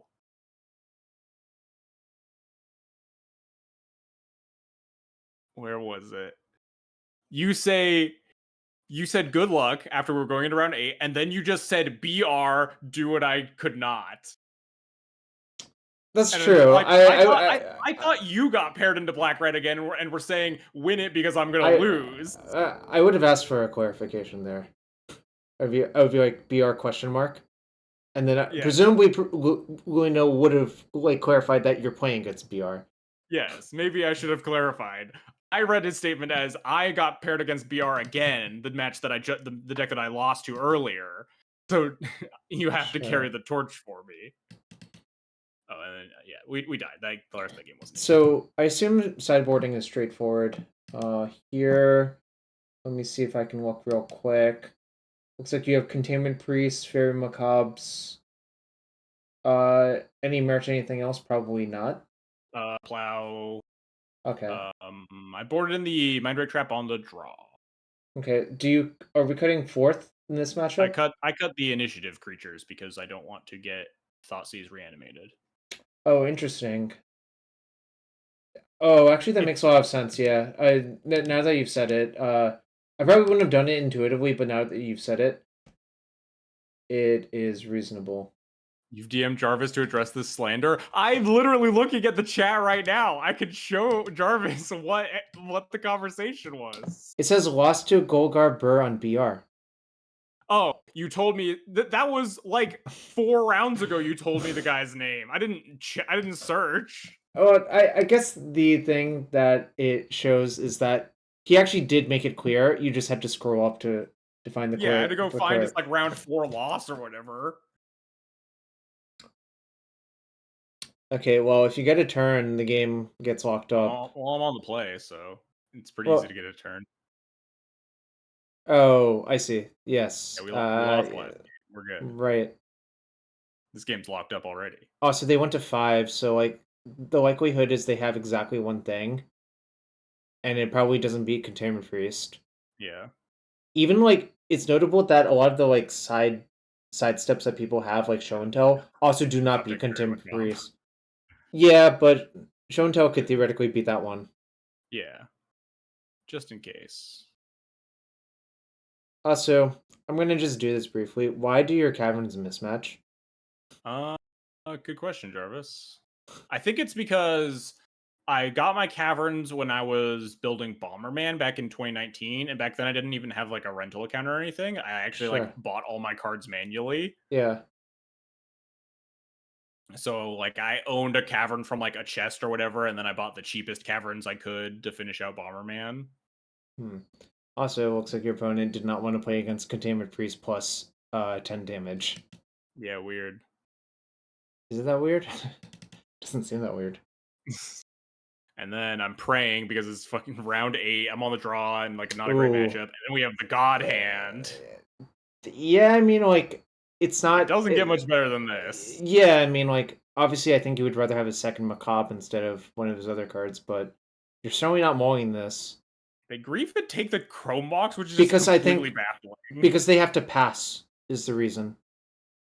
You only take Chrome Box if you have to pass the turn. But like, they still have 2 pieces of hate that they need to beat from my hand, Sure. assuming I draw any mana source. And Yeah, they I clearly don't have mean, show and tell. Maybe they have show and tell, but not payoff, and they were trying to stop turn 1 Container Priest and just like rip a fatty there. Maybe that was it. yeah, but like obviously once they saw the macabre, they can't really do shit. Also, they entombed for looting. They're in really dire straits. So why Yeah, are they I don't playing even all of their lands out? if they're gonna, and then also like not casting. I think the last card in their hand is like show and tell or something. But I don't Yeah, know what but they're playing. show and tell doesn't beat Container Priest, which is good for Yes, you. they were. Yeah. Cast Archon on 8 mana, 2 Dark Rits. Hard to do in the face of these Archons. Your Archon's better than their Archon on this board, yeah. That's true. Definitely. So they flashback looting now. We also have 2 removal spells in case something really weird happens. Serenity is Yeah, they not discard very 2 good. Leyline Yeah. Answers. Very funny. I guess I feel like most of the initiative decks don't play Leyline, actually. Yeah, I think most of them have been on Macabre for a bit, but it's good to switch up every now and again. Keep these Reanimator players on their toes. But then they just die. Yeah. Well, it's nice to get an easy one for game 3 because your hand is kind of good. Especially after I threw my chance at game 1. Yeah, I think the game one's... Oh, Schultz Cube, so you know what you're in for. Like, Yeah, Tim... lands, and we win the die roll. We are cruising. Not keeping this hand. Might have kept this hand in like the blind. Yeah. Probably not still, but this hand's gas. Yeah, so you can turn 1 Fable, Fable. turn 2 Giant Thing, or Archon if I get Wastelanded. Not quite. I'm 1 mana off that, but whatever. Archon eventually if I get Wastelanded. Still good against lands. So the thing about Tim, for those of you who don't know, is he plays very traditional Gruelless. So we know what we're in for pretty much. There are no spheres. There's nothing like that. He does have a lot of punching fires. So I think his best play right there would have been P-Fire your Shaman, obviously. But yeah, and there's they're discarding the Chromok specifically. It's like, okay, if I get P-Fired, I can still just go Crocus Archon. Sure. But it's possible I should just discarded nothing, and then like if I get the Goblin Shaman killed, no, I can't cast the cannon. Hold on, what was your hand? Let's back up a little bit. Rewind a little bit. Oh, shoot, that's too much. All right, whatever. Yeah, I draw Chromox for turn, and then Fable triggers. So like the Chromox doesn't help me cast the Caves of Chaos Adventure. I need the treasure specifically. I think it's okay to discard Chromox in that case, actually. Yeah, so I keep if I get P-Fired, I can still play Archon, and then like hope to find a red source for the Caves of Chaos. He was gearing up for DNT, except you didn't reveal Yorion. Yeah, exactly. A little confusing. And from here, we're kind of cruising. We even have the Caracas. I mean, like, this is what I was referring to, like, the fact that, yeah, Maze answers Coca, but the real issue is that Trap is a problem. We're still going to hit him for 4, we're going to trap, we're going to untap and, like, Reflections, copy this Caves. Yeah, that's the other thing. Like, if you don't draw Punching Fire, the Kiki Jiki is super, super, super good. Also, this Archon's, like, insanely good in this matchup as well. Yeah. Man, he just concedes. Luino says, I take it as a personal insult how many people keep hands thinking of Death and Taxes when I don't show Yorion. Yeah, exactly. If neither of you showed Yorion, I would assume that you weren't Death and Taxes. That doesn't mean you don't have Source of Opters in your deck. Alright, so how do you sideboard this? I guess Magus comes in. Magus, a couple of plows for the chalices, I think, was my sideboard plan. The Loran as well. Sure, yeah. Do you want Chalice back in on the play versus them? I generally don't. Okay. It's obviously like kind of okay. You can put it on 0 if you have like the Blood Moon hands, or you can put it on 1 or 2, like as games go later. But I generally think you just kind of don't need it. I agree. And you just kind of want to make sure you can answer a Lage and just clock them to hell. This hand is like kind of medium. Oh, you're gonna get destroyed. Gets a lot worse into the Faceless Wasteland, but we have a plan. It's not a great plan, but it's a plan. It's worse versus Tim because he has so many 'Cause he's punching got fires. three fires. Yeah. Then he immediately draws Mox Diamond and Life from the Loam, so he gets to like draw 100 cards a turn digging for B-Fire.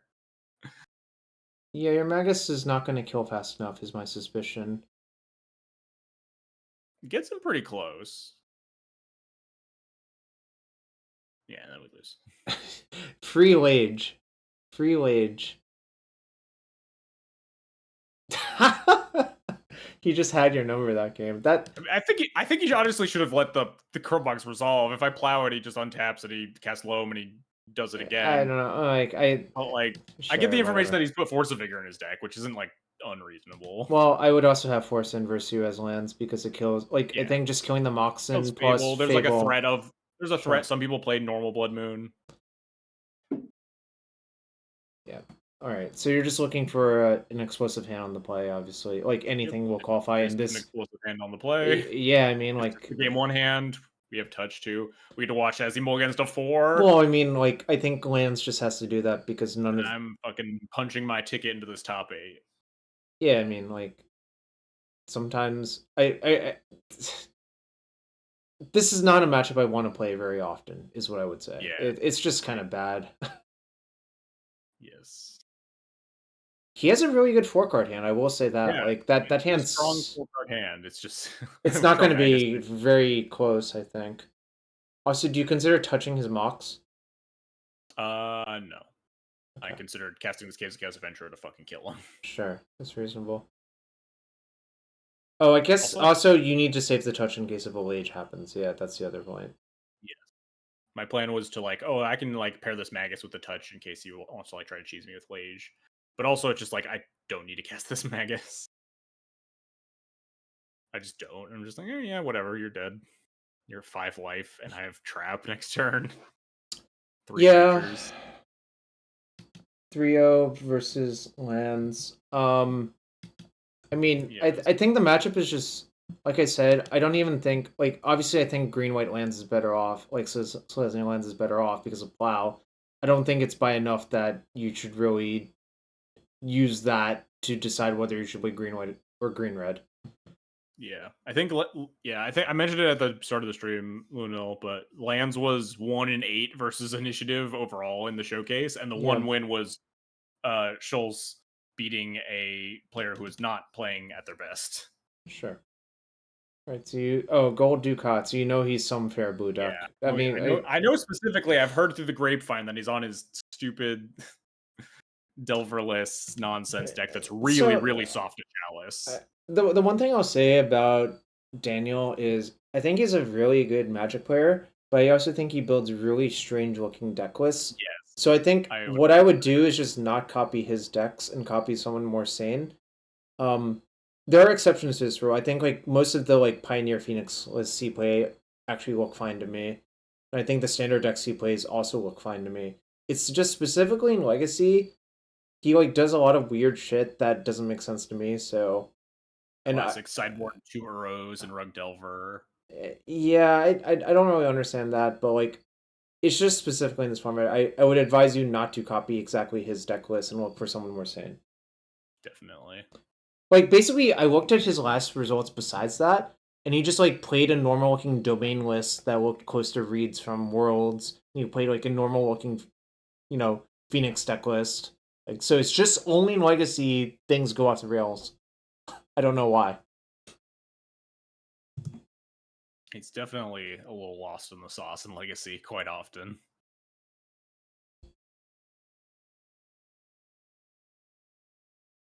And we draw Cavern, which is just incredible. He misses a second land drop, and the game instantly ends. Lone Wanderer says, "Hey guys, what's up? Deck is very nice. 5-0'd with the exact XJCloud Louis Nolis. No anointed Peacekeeper needed, I guess. Well, yep. Nice to hear that. Deck is very good. Congrats on the 5-0. Collect those treasure chests. Draw Solitude. Game's even more over. Reveal Caves of Chaos Adventurer. None of my decisions matter. Game ended. I guess Andre, did you end up playing that deck as well? Andre Klepp, I think is. I wouldn't put Andre on the list of most sane deck builders either, in fairness. Well, I mean, I don't know. I don't have any thoughts on that. But yeah, Chalice of the Void ended this game. Wow, has been called. You played something close. Yeah, there's a lot of things I don't love about the deck, but I'm sure Daniel has reasons. Whether I agree with the reasons, I guess, is the other thing. Oh, this is a pretty good hand. Hand's good. Removal spell plus caves. We get to hold up Plow on turn 1 around days, and like cast Caves, cast Venture on turn 2 around days. It's a little awkward that we have to lead with this Plow. It's like really soft into Wasteland, or lead with the Plat. Soft into Wasteland. Well, but you know, Daniel just doesn't play as many wastes as other people, so it's safer. And then Daniel tanks for like 4 minutes on this on this Brainstorm in classic Daniel fashion. And then opts to make a play that I don't agree with, but obviously he didn't know my hand. So I don't know. He just lets it resolve and then bolts it and then untaps and casts Murktide Regent. Oh, yeah, given your hand, this is like the worst possible, but like I look at my hand of 3 removal spells. I mean, like, the thing from his perspective is I think that's the easiest way for him to cheese the game, like playing this Merc early. So I think it's probably correct for him to do this. It just didn't work out well. Oh, it's certainly not going to work out well into this. But is this better than, like, just force the Caves of Chaos Adventure? I guess maybe you just know you're not winning the long games. Well, I think his thought was if he wrests the initiative from you with a Merc, and it's a protected Merc, like assuming you have 1 Plow, it works out much better for him. Yeah, I think, like, like, there's no reason for him to believe you have multiple removal spells. I think his play is defensible. Is just obviously like it's horrible given that we know your hand. But like I think a lot of the time that play is going to work out for him. Maybe, yeah. Maybe it's more fine. But yeah, he's just dead at this point. Yeah, I agree with Willie. He's not winning a game with unprotected Merc versus multiple removal spells anyways. So like if he forces there and then casts a Murktide and then I untap and Plow it and my hand leftovers are Plow Solitude, then like he's probably still not winning. So yeah. Yeah, I mean I think basically he was never going to beat you with the hand you had in that board state. I think it was just impossible. All right, so I guess so this person played 4-color Yorion like grindy blue deck. Yeah.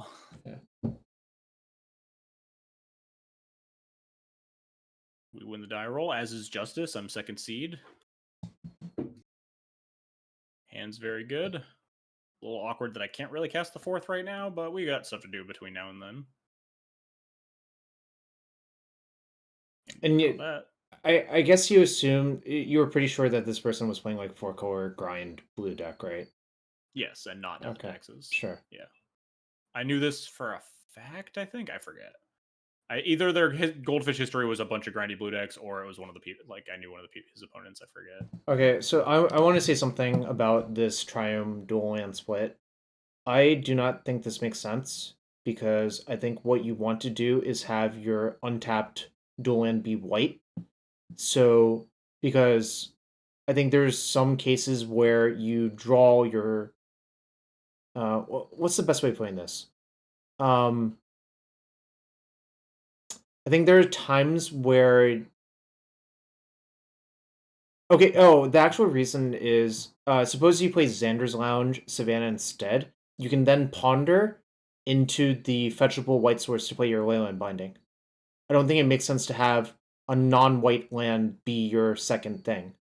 So interesting. Blue and the white on different. Yes, and I think that's like the primary reason. I think there was another reason, and it's if like you have exactly like if you draw your second land, but you didn't crack the fetch first, then you can fetch a tapped Xander's Lounge, then fetch Savannah to play Leyland Binding for 1 as well. Yeah. So like I think basically this configuration doesn't make sense, but a lot of people do it, and I don't really understand why. So I don't know. Like there's a lot of the thing is like it only usually matters in corner cases, so people don't notice it very often. But the corner cases are where you give up a lot of your like win percentage, because if games go normally, like it doesn't really matter. Like you'll fetch Triumph, like and it'll work itself out. But it's just in like the corner games, it does matter that you built your deck like slightly weirdly. I just wanted to point Yeah. that out because I don't think a lot of people would realize that this isn't what I would advocate for, because it doesn't really work. Yeah, I But think that's a really good point. That's something that not a lot of people, especially me, think about. I'm terrible well, at building so metabases. the person who actually pointed this out to me, as it's not surprising, is Stefan, who probably Yeah, did think about it in great detail, because I think he way also too played much. like that guy is really really fucking good no matter what format you play him in. So you know, it it's just the little things matter a lot. So when you're building with land binding in mind, really be sure that your lands actually make sense and have reasons for building the mana base the way you do. Makes sense. I'm not sure it's going to matter whatsoever this game, because he can't even cast his Source of Plowshares, Yeah, and like he's getting kind of getting fucked. But hammered. uh, did we not play a land out? The only land I can play is City, and it doesn't really do anything, right? I see. Yeah, Like I'd rather just like draw red source and sure. cast caves. They kindly kill my Archon so I can cast this Caves of Chaos Adventurer. They haven't drawn a Force of Will. Force of Will is kind of broken on this board Yeah, because they got Eorlian on their deck. They never draw Force of Will. that's not how that works. But I mean, the real reason I think it's broken here is that it cycles 2 cards. Yeah, but they're at like 6 life. We have the initiative and the monarchy and just everything. Okay, so could you lose 2 running rings? Yeah, because it prisons out trap if they have a ring next turn. Yeah. But if they miss on ring exactly next turn, then they go to at least 1, even if they wrath me, which is Sure. not a great life total to be at. I assume that's why you're not playing more stuff, because like the way you Yes, I was lose playing is around really getting Terminus. And Terminus into 1 ring or something. I think nowadays all these lists basically play Terminus, because the synergy with up the Beanstalk I think does make it better to play than Supreme Verdict or something like that. And Yeah. also I think just the speed of Legacy now, you can't really justify paying for mana for your Wrath of God. I think it's just not good enough, unironically. No one tell Anurag I said that, please. Just don't pretend it wasn't said. I'm going to tell him right now. Zagoth plus Plateau. Yes, that also works. But control gamers are allergic to putting Plateau in their deck, so take that into consideration. Quick it, ship it. I'm getting outed by chat to Honorog. So this hand, I just fuck. I don't understand. Like, is this a keep? Yeah.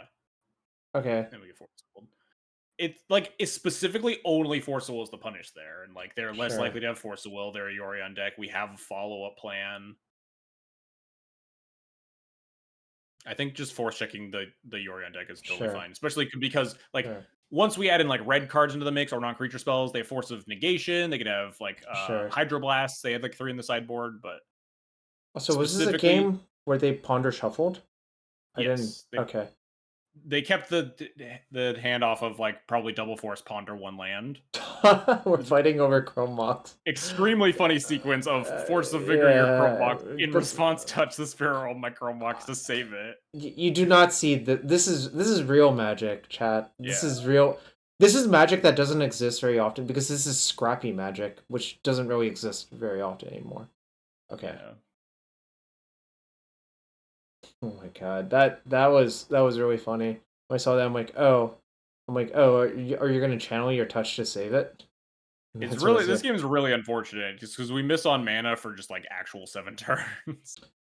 Yeah, both of you. It's like a race to see who draws lands first, I think, and Yeah, that's my not a very opponent drew fun out of game. it like exactly 1 turn before I did. I think if like I hit my land drop the turn before they did, then I just like win this game in a landslide, and then instead they hit their land and then they win the game in a landslide. It does look like you're not going to like keep any creatures around. I would say that. Yeah, they got the ring going and they're at a healthy life total. We're not in a good spot.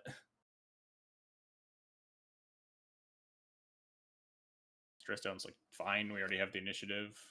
Oh, I played against this list recently. They dressed down my Goblin Matron, then a different, like a Goblin Ringleader. I'm like, this is bullshit. Like, those cards are not playable on, creature stats, obviously. Oh, you're Omega dead. No.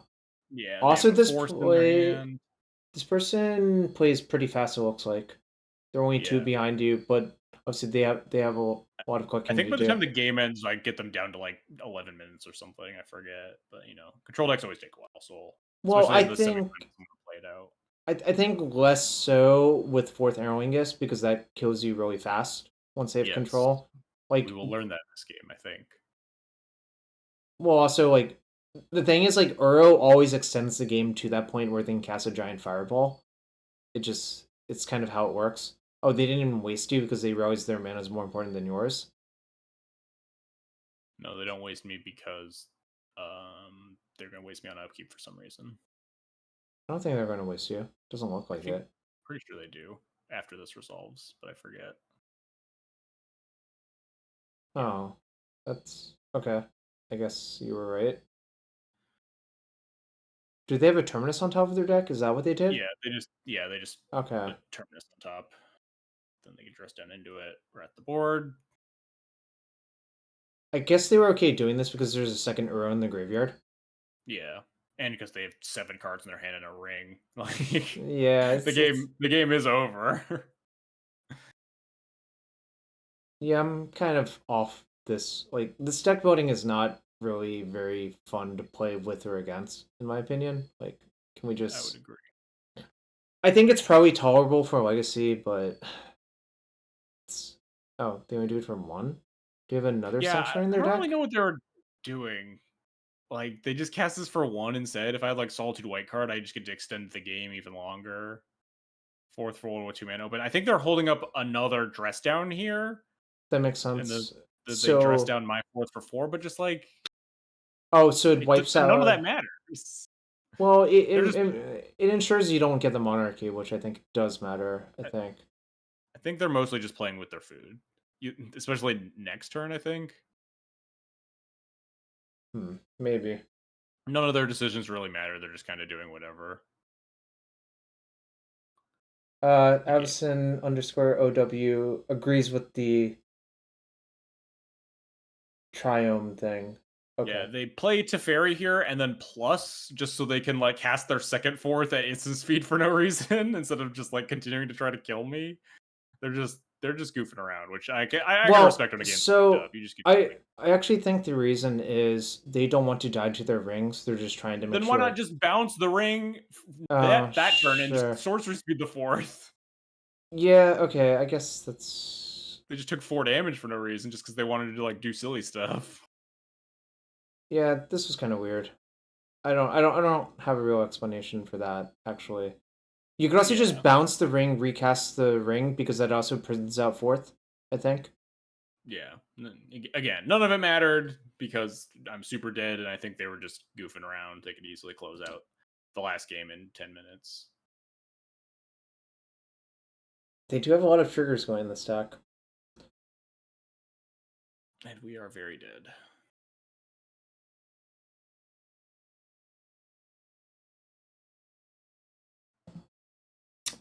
Alright. I guess there's this... Who knows what happens? Well, I guess there's a spoiler because there's no finals videos. Who could possibly figure out what happens here?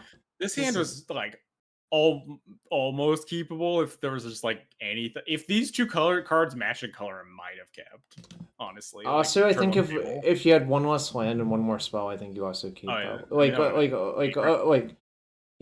spell, obviously. But and then we have a very medium against control hand, much like we saw against that like Esper pile. Yeah, I think that's just like, I mean, that's the price of doing the business sometimes. And then we get Wasteland. Hold on, was there any merit to just running the Archon out there? Archon out? I don't think so. Then I just go down to 2 mana sources. I can't cast the 4th. I think there's more merit to casting 4th for 1 there. Yeah, sure. I might have done that too, actually. I think I may have wanted to do instead. So I think the primary reason I want to do it that turn is they don't have Hydroblast up. So Yeah. it costs them a bunch Yeah. to do it. Like, you're probably going to Chrome Mox something anyways. I guess you Chrome Mox your Archon, probably? Yeah, I would Chromox the Archon and for I think it's correct to Chromox the Archon fourth for 1. In my head right there, I was like trying to be like, okay, we can just draw any mana source and be fine. And the deck is like 30 mana sources. And like playing around specifically Force of Negation, which they like it Force of Negation plus Force of Will on fourth, whereas Dungeoneer obviously can't be hit by any of those. But I think if they have Force of Negation, they're just gonna Force Negation the Chromox anyway in this position. So I think it was a bad choice to not just slam forth for 1 there. I think it's your best chance of victory given how the game looks. You don't have a great hand. I mean, if I just draw like any land, like any mana source at all next turn, I think we're in great shape, right? Okay. Yeah, but I think I would have cast it. I would have at least thought about it longer about casting and it. then we don't draw a mana source. Okay, sure. And then we don't draw a mana source again. Oh, then you're gonna lose, like, obviously, probably. Yes. Did we just like I just lost games 2 and 3 here on of just like not hitting any land drops ever. I mean, I guess I wonder what happens if the fourth resolves. Yeah, like, I think there's a very good chance I win there if they don't have like Force of Will. I agree. Like I think like it's actually pretty high likelihood you win. So I would have just force checked them because like I don't really think it gets that much better for you. Yeah, I didn't consider the likelihood of them. I think they probably are just likely to force the Mox if they have like Fawn there, and so like I wasn't really playing around Force anyway. Sure. And now like the shoes on the other foot. Now you're just oh my god. They have like everything. They have all of the emblems / a card draw engine. Yeah, they have the initiative. They have the initiative Monarch and a Beanstalk. It's just like adding insult to injury. Tough to play 11 rounds of Magic. Sure. I mean, like, it's honestly like losing this match is better than losing basically any of the other matches except for the Golden Cat match. Like, it doesn't really matter that much, thankfully. Once I got top 8, I was stoked. I was like, I don't care about getting any further than this. I got my qualifier. You would just get extra treasure chests, in which I do have to open. Shit. I do have to open a bunch of them in a second. Oh my god! I guess it will tell some card stories. Yeah, that was a very anticlimactic end. You know, obviously, I think like the major decision was on turn 2, and I think we failed it, but you know that's okay. My opponent's deck won it. Wolf Games, the 4-color beans beat Scam in the finals. I think it was this exact person. Yeah, Zio Fracone. But you know, so they beat Scam. So how many times did you actually play that matchup? 0. You played against Demir. No, I think you played against 4-color Delver in round 1. Oh, it was 4-color. Wait, what are we no griefs? Oh, you got. You got griefed by Reanimator. Okay, yeah, interesting. Yeah, I dodged Scam matchup all day. Well, interesting. I mean, you know, deck obviously looked pretty good, and you ran, I would say, a slightly above average. Yeah. At some point, I was messaging Lackey the whole time because Goblin Lackey was also in the tournament, and I was like, "Let it be known that Luinil is a much better pilot than I am, but I am a much luckier pilot." And then I got top 8, and Luinil got 9th place. That's 2 good finishes, honestly, and also apparently Luinil went 3-1 versus like the Scam deck. Yeah, I think his sideboard plan makes a lot of sense, and I want to test it more. Just cut off the initiative creatures so they don't get reanimated. Yep, you just chop all the initiative threats and you become like red-white control. Interesting. I wonder if you need an extra mana source for that. Probably not, but the decks and Legacy are insane. Yeah, the power level of the format's very high. I don't think we're ever going to go back to a low power level Legacy, is what I would say. Yeah. For Legacy's the Wild West. No love for Comet. We covered this. Both of us do not like Comet as a card. We don't think it really does anything. I mean, I experienced this by casting Comet in some IRL event as Jeskai, and it just didn't do anything. So I'm like, I'm never playing with this card again. Yeah. I played a Comet a lot when it finally made it a Moto, and the card was very unimpressive. Yeah, I think it just like It's just not good. People want it to be good because obviously it's like a cool looking planeswalker. Um, if you high roll, it like obviously looks very impressive. But I'm more concerned about like the modal outcomes, and the modal outcome is not very good. Or like the median outcome, I guess is a better way of putting it. All right. Well, so that's Boros Initiative. I guess. Well, I guess going forward, you would still recommend this deck to other people, I suppose. For sure. It has convinced me enough that I'm like, I was all in on playing Death and Taxes Eternal Weekend, but then after this, I'm like, we all play Initiative at Eternal Weekend. Random effects are difficult. They're better in Hearthstone. Well, I mean, Hearthstone is a very different game. Yeah. Yeah. I guess I'll probably give this a try at some point. I'm more likely to play Brainstorm, you know that about Yeah, me. it doesn't but... really feel like a Jarvis deck, but you never know. Well, I was also considering Turbo Muxes, but we'll see what happens. There's a lot of time in between. Yeah, we still got like what, a month and a half before Eternal Yeah, Weekend. and technically there's a new set coming out, although I'm Yeah. not convinced any of the cards actually look very good, is what I would say. You're not gonna build the Changeling Stompy deck with me, Jarvis? Oh, I'll build it and look at it. I'm just not going to play a game with it. You can do that. Do I have my stickers? If I play that deck, I'll buy the stickers. Ace and Deuce. You can borrow my outer sleeves for the stickers. Although I don't have fully optimized stickers like Wait, you hold do. on. I have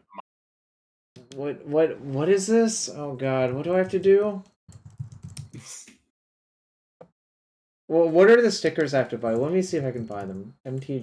do you want the optimal sticker distribution, or Of are you gonna play course the it. Mind Goblin sticker? If I were playing Mind Goblin, of course I want the correct sticker sheets. Like Well, that's. but so okay, hang on. So technically, the optimal sticker sheets, there's 1 6, 2 5s, and how many is that's the 3? I can't do math. 6 and 6 4s. So there is a 10th sticker sheet that you get to play for free that cannot have any 6 5 or 4s on it.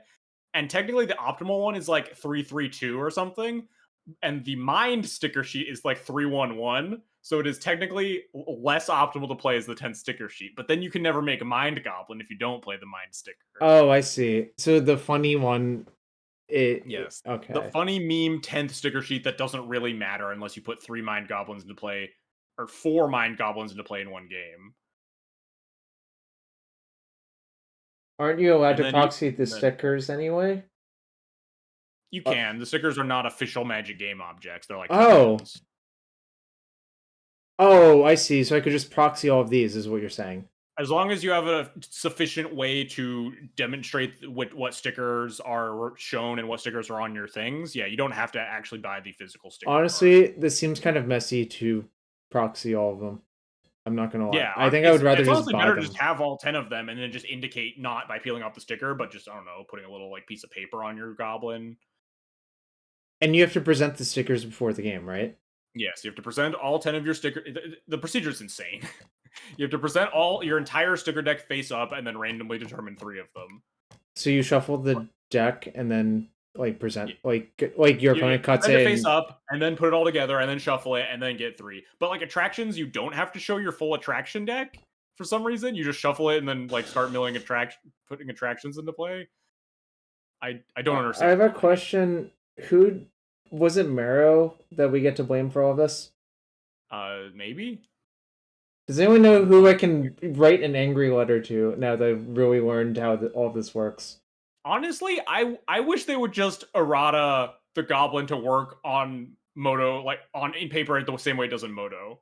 Like, yeah, obviously they are very different cards, and I would rather have the paper wording, but it's so stupid and clunky for this one card that I just wish that it worked in a way that made any amount of sense.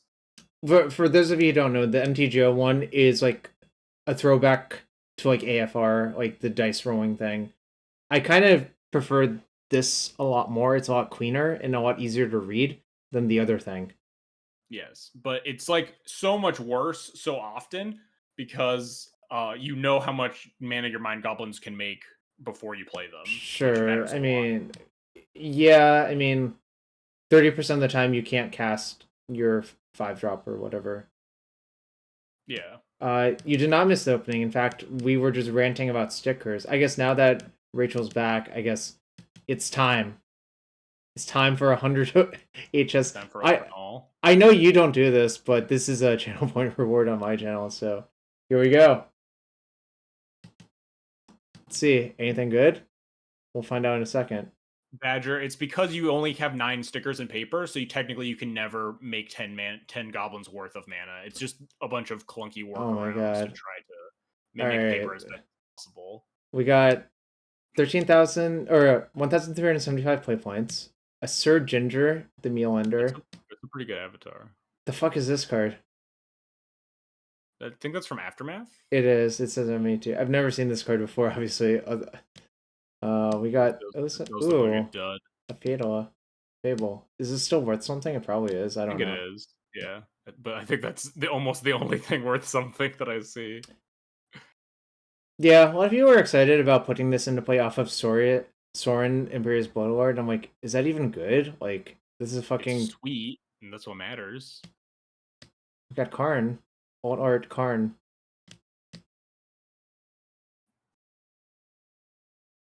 Yeah, this card was.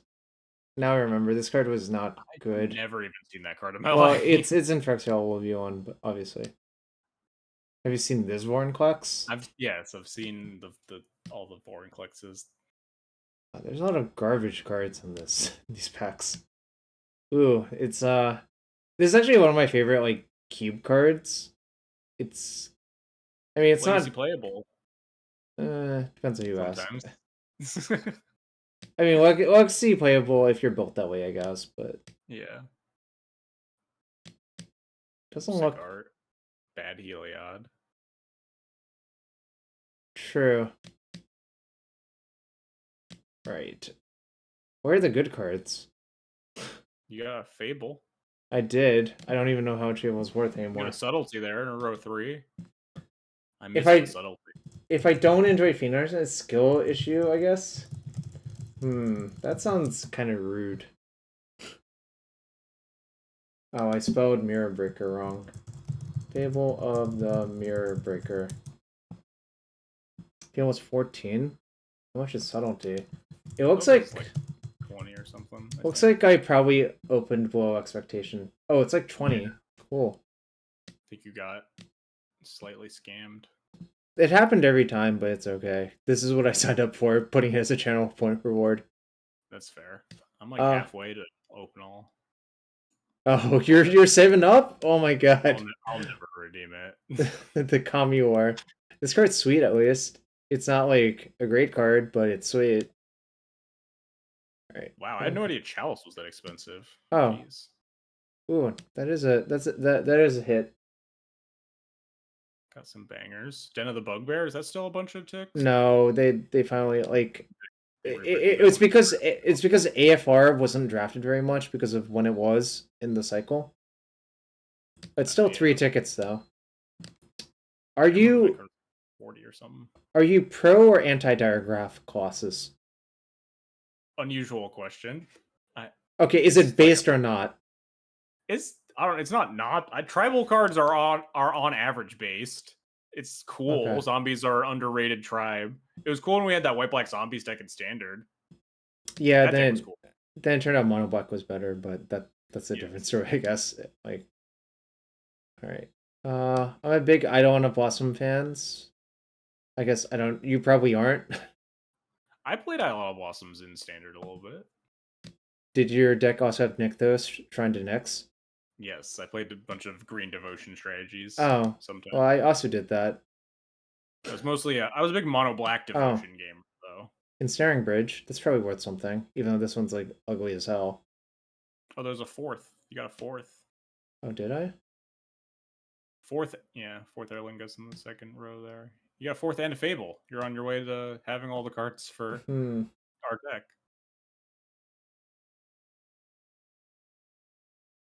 I'm a big Isumara Hound of Konda fan when it first came out in Champions of Kamigawa, because like there weren't many good 1-drops back then. Is the reason. So like this thing was kind of lit. War Boss. Let's go. Moonstoppy, playable. Chain Roller, obviously like the scourge of Standard, I guess. I don't think most people enjoyed playing with or against this card, is what I would. I have one of my favorite clips of me casting a Chain Whirler in Legacy that Lackey took.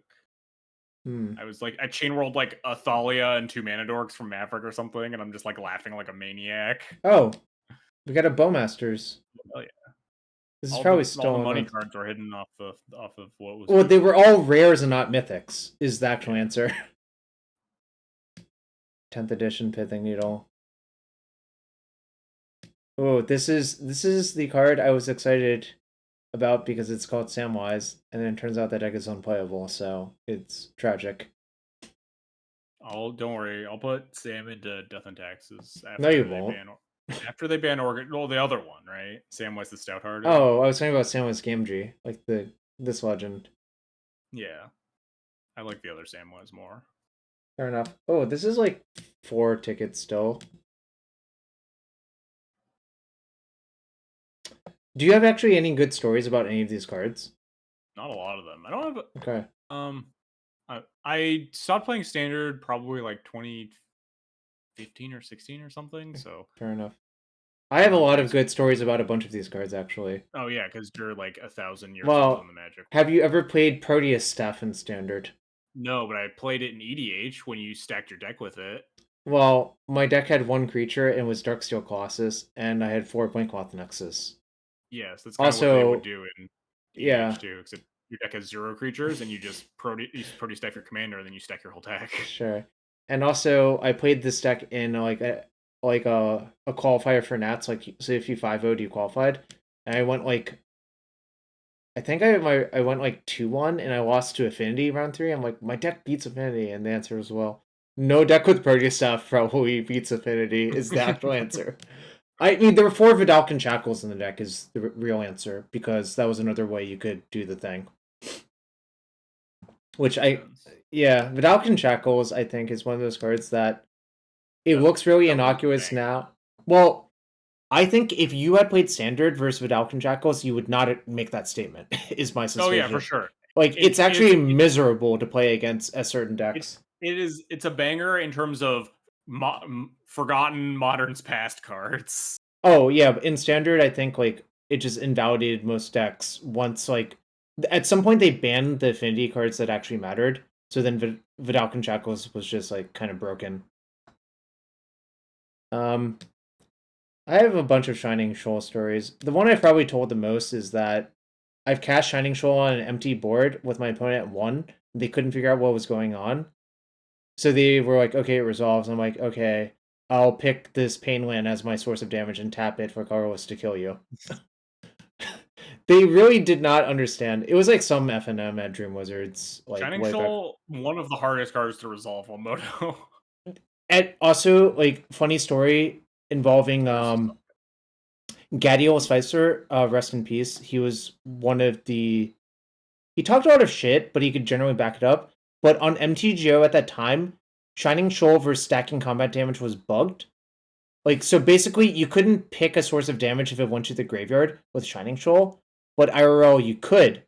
So Gadiel got, like... He tried to do that. Like, he was, like...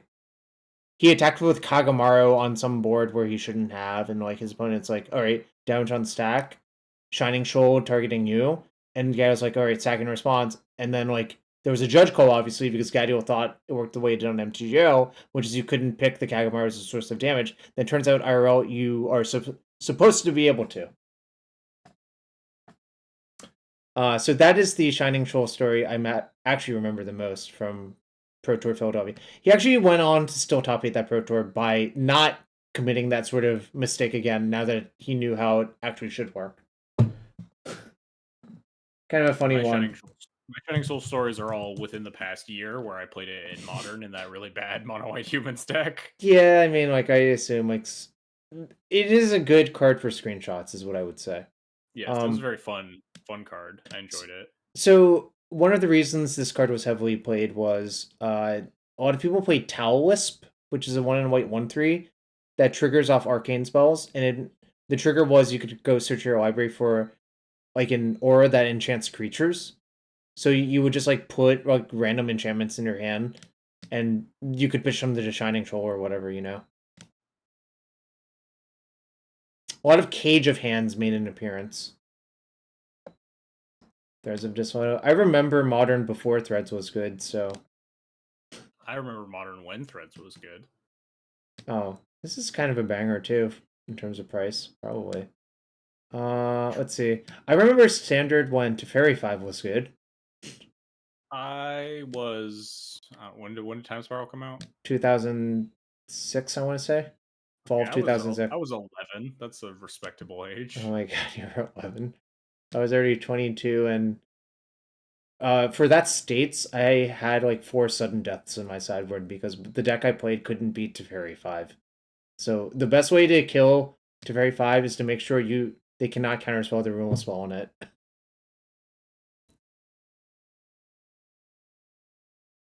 Tell you the one about Ghost Dad? Oh, there was also like there was a standard FNM where I was playing Ghost Council of Orjova, Talwisp, like that standard deck, versus like Wildfire. So there was like a Wildfire cast, so I showed preventing like 2 damage to each of my creatures, targeting them, so they took like 10 damage. None of my creatures died. That's some real boomer Shining Troll shit. Yeah, I mean like it's impossible for them to win by that point. Like Wildfire versus Shining Troll is not a very fair lineup, is what I would say. Yeah. Tyrus Tracker, rest in peace. A card that used to be good, no longer is. Used to be really sweet as a lands pivot in the sideboard. Yeah, I think I was like maybe one of the first people to do that because I was addicted to playing it in basically every standard deck. Because all of the standard decks just had like a million trackers with their collected companies. So I'm just like, oh, this is probably pretty good with exploration. I'll play a bunch. And it was good. And then some people still play it to this day, and I'm just like, you really shouldn't do that to yourself. It's aged so badly. Yeah. Oh. This is another boomer card, which I think a lot of people don't realize. This card is heinous to play with or against in standard, because like the first time you plow under your opponent, it's kind of unpleasant. The second time you plow under them, the game's over. Like they've missed too many draw steps. It's like land destruction plus you get bad draw steps. Yeah, it's pretty messed up.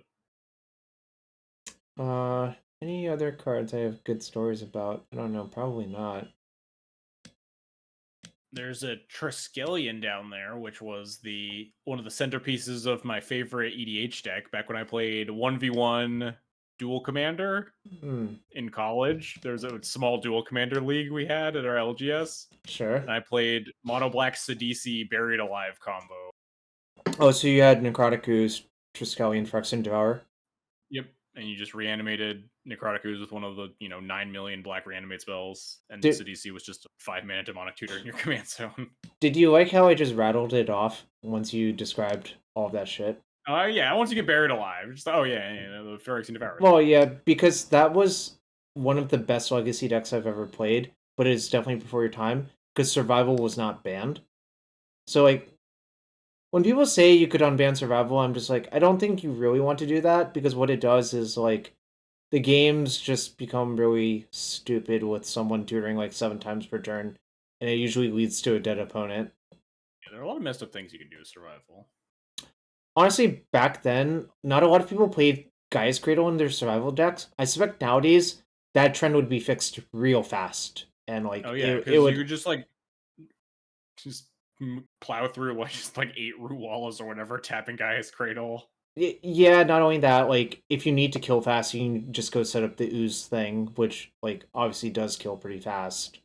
Or, like, probably what you can do is just, like, discard a bunch of Venge Vines, go get a bunch of root walls, and your opponent dies pretty fast as well. 20. Discard, an Anger in there, too, if you want. Haste all your stupid lizards. Yep. So, yeah, I don't think they'll ever unban Survival, and it's probably for the best. I mean... Yeah, it's also on the reserve list, right? So it just spiked to, a bajillion dollars. Sure. It's weird, when it was banned, I don't think it was particularly expensive. Now, I think if you unban it, it would just be, you compare those price points, and it'd be, kind of absurd to look at. So... Yeah. I have one good 3 Dream story, but it involves booster How do you possibly have boost a story it. about this card? Well, there was a top 8 booster draft at States in Maryland one year. So like basically it was RGD sealed deck and RGD top 8 draft. I was in top 8. A few people that most people wouldn't know were in the top 8, and Seth was also in top 8, Manfield. I remember because round 1 I played against Seth, I beat him with 3 dreams for 3 different auras, just like killing all his stuff. Because it turns out when you cast this and get 3 removal spells with it, the game ends.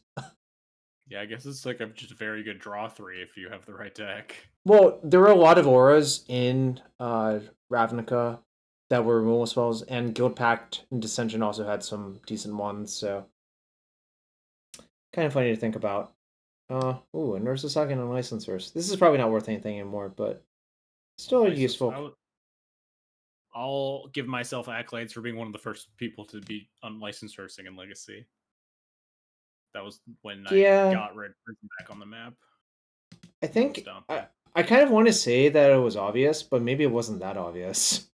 Yeah, because it started like I think it picked up in Modern, and then some people like were sideboarding it like as like 1 or 2 ofs in Legacy Delver or whatever. But it just like lined up really well in specifically Moonstompy with like all the problems it was having versus Murktide and Uro, and the crew 2 being good at like just letting you tap your Rabble Masters or your tokens if they were just going to suicide into creatures and stuff like that. It just had like a lot of internal deck synergy that made sense. And then also that was when I put Fable in the deck, and it was just way better. Tokyo Drift, baby. I guess you did say that. There was a cube at CubeCon that was like it was called Vehicles Ayaganjo Drift, and that sort of made me laugh. That's a good name for a cube. Yeah. Ooh, Priest of Forgotten Gods. This is kind of a based card. I feel like this is the sort of card you would enjoy if you ever played a sacrifice deck. Yeah, back. I didn't really play when that card was legal, but yeah, it's a sweet card. I'll respect it. Alright. Is there anything else? I don't know. I do like how I just randomly opened this. This is like it's very funny. It's on theme. Card is really messed up. Yeah, one of the people in chat nicknamed this card the discount Spanish airline, because if you say it fast enough, it sort of sounds like that. 4th Eorlingas. Like Eorlingas the airline. Oh, I didn't even know that was an airline, I guess. It was where my brain was tripping up. I see. Well, let me see if I can find it. Oh, it's to Eorlingas. I see. Oh, it's actually to Dublin. Wait, Shop, have you been tricking me? Wow, we have liars in chat? Shop, why are you calling it discount Spanish airline? Is it discount Irish airline? I want a refund on my shop. God damn it. We got fucking wrecked. For Neo, we also opened a Fable. It was incredibly on theme. Yeah, when you open 100 HS, you're gonna open a lot of stuff. A lot of it is useless, though. But you know that's a risk you take. Shop. Call. They're running out of you. All right. Anyways, any last words before we finally wrap it up? Respect this deck if you're thinking about going to Eternal Weekend, whatever countries, or I guess continents, Eternal Weekend that you're going to be playing at. I think this is definitely one of the top decks right now. Yeah, and it's funny because you can't find it on Goldfish, so good luck with that. Yes, respect it more than Goldfish does. How do you beat this deck as Bayous? What Bayou deck? Are you like Newton Elves? Because I think that matchup's like pretty decent. Win the die roll. That's honestly my advice for most people trying to beat this deck is buy some rigged dice. The die roll matters a lot. You know, most rigged dice are defeated by the fact that if you do high roll on 2d6, it defeats most riggings. Well, that's why you have one dice that's rigged to always roll high, and then the other dice that isn't, and then you hand them one of the dice. It'll work, trust me. So what you're saying is rig them by then making them choose high roll. I see. Yeah, I'm not ever letting you high roll. I guess is the this is the takeaway I've received. Yeah, exactly. Salty Rutabaga gets it. Rig them so that they alternate high and low. Rig them in a way that you win. It's an easy ask. Okay. Okay. Yeah, I guess one last thing. How do you feel about Universes Beyond? I hate them less than a lot of people seem to. I am Sure. of the opinion that I don't really care about what cards enter the format. I care about how they play in the format. Sure. I despise the play patterns of cards like the One Ring or like some other dumb Universes Beyond card just as much as I despised Renin 6 and Ragavan and Oko's play patterns. Sure. So I So get like Universes yeah. Beyond does not ruin the experience for me as long as they aren't reasonable about the cards that they design and don't print stupid cards. Oko had the best play patterns. Wow. Do you think you can still trust Salty Rutabaga after saying that? Never, yeah, I take it back. Never mind. Okay. Salty Ruby, we're not on the same page anymore. At Get the out of the end, chat. at the end of the day, they're just card names. Who really cares? Oh, I have a lot of thoughts on that, but I don't feel like getting into it right now. I guess the quick version is I suspect I would not have started playing Magic without the theme being what it was. So I kind of wonder if there are people who aren't entering that. But then I remember that it's very likely that more people are entering via the new universes, if I had to guess. So that's my short answer. The other thing I have to think about that is I think if they weren't released so damn fast, I would be more for it Yeah. as well. But it's just like a bit much to have like 9,000 different things released like every month or Just every few I think months. the in general product fatigue. I would be just as exhausted if all the cards printed right now were in Magic sets and it Sure. wasn't all this Universes Beyond stuff. It was just like we're releasing 17 new planes this year. It's just like this is just too many cards. Can we just slow down, please? Fair enough. All right. With that, I think we've rented enough. Thank you for your time, XJ. I know you're busy. Everyone's busy. And congrats on the finish again. And I guess when is the actual playoff? That's pretty. So the week after Eternal Weekend, they moved it Oh, because okay. they announced it and it was like, oh, this is the same week as Eternal Weekend, so they swapped it with the Pioneer Showcase, I Oh, I believe. think you got a special that got specially changed because Daybreak listened. Oh, shout out to Yeah. Daybreak. I've talked to a bunch of those people IRL. They're really fantastic. They've been doing a great job. Yes, Really, Daybreak is great. I mean, obviously the Warhammer cards not being online is not actually their fault. It was some like licensing deal gone slightly bad. It seems like, Yes, but they are really doing everything in their power to make Moto better, and like it is just you mhm. so demonstrably different than it was a year ago. Yep. Shout out to them. Isn't that also Atlanta? No, it is the same weekend as Atlanta, but actually does not care, so it's fine. Yeah, it And sucks for the people that qualified for the Legacy Showcase and also play Pioneer or whatever format that well, is. But they only have to feel bad if they day two that event because if they yeah, don't day then you two, then also like you can just whatever fucking play it, or like if you're not doing well, you can probably just drop to make the showcase and still. But I would not feel bad for most of those people. yeah, given Anyways, it's like 27 people that qualify or something, the odds of like one of them go to the RC versus going to Eternal Weekend, the Legacy event. sure. All right. Anyways, thanks again. Hope we can do this again after you maybe win that. We'll see what Hell happens, yeah. I suppose. Uh, I'm always around. Y'all can find XJCloud on Twitter. I think is the best place, or I guess the website formerly known as Twitter, but it still redirects there, so you can go there. Um, Anything else before we call it? Watch the Owl House. Shout out to the Owl House. You've used that so many times now. I feel like everyone who is going to watch it has watched it by now. Hey, you never know. There might be some new people in chat. Hey, chat, if you've never heard me talk about the Owl House, sound off. Oh, Sound off in chat. that is the one universe beyond that you would buy. Don't deny it, right? Yes, I would have. Well, not just the one. I would also buy Monster Hunter Universes Beyond. What about But Jujutsu Kaisen? There's probably a couple anime. I'm surprised they haven't dipped into the anime world. I So guess like the licensing is I have a suspicion about that. I believe the other card game, Schweiss Warts, probably has a lockdown on that. If I had to guess, Yeah. that's my Yeah. actual suspicion. Otherwise, like I think Magic would have stepped into that way long ago. Yeah, so I've been thinking there was just like it seems like a really good market if they could get like their hands on licensing stuff. But Yeah, also a lot of them have their own TCGs as well. yeah, One Piece TCG is big or Jun big-ish.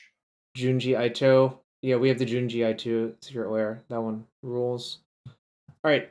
Anyways, thanks everyone.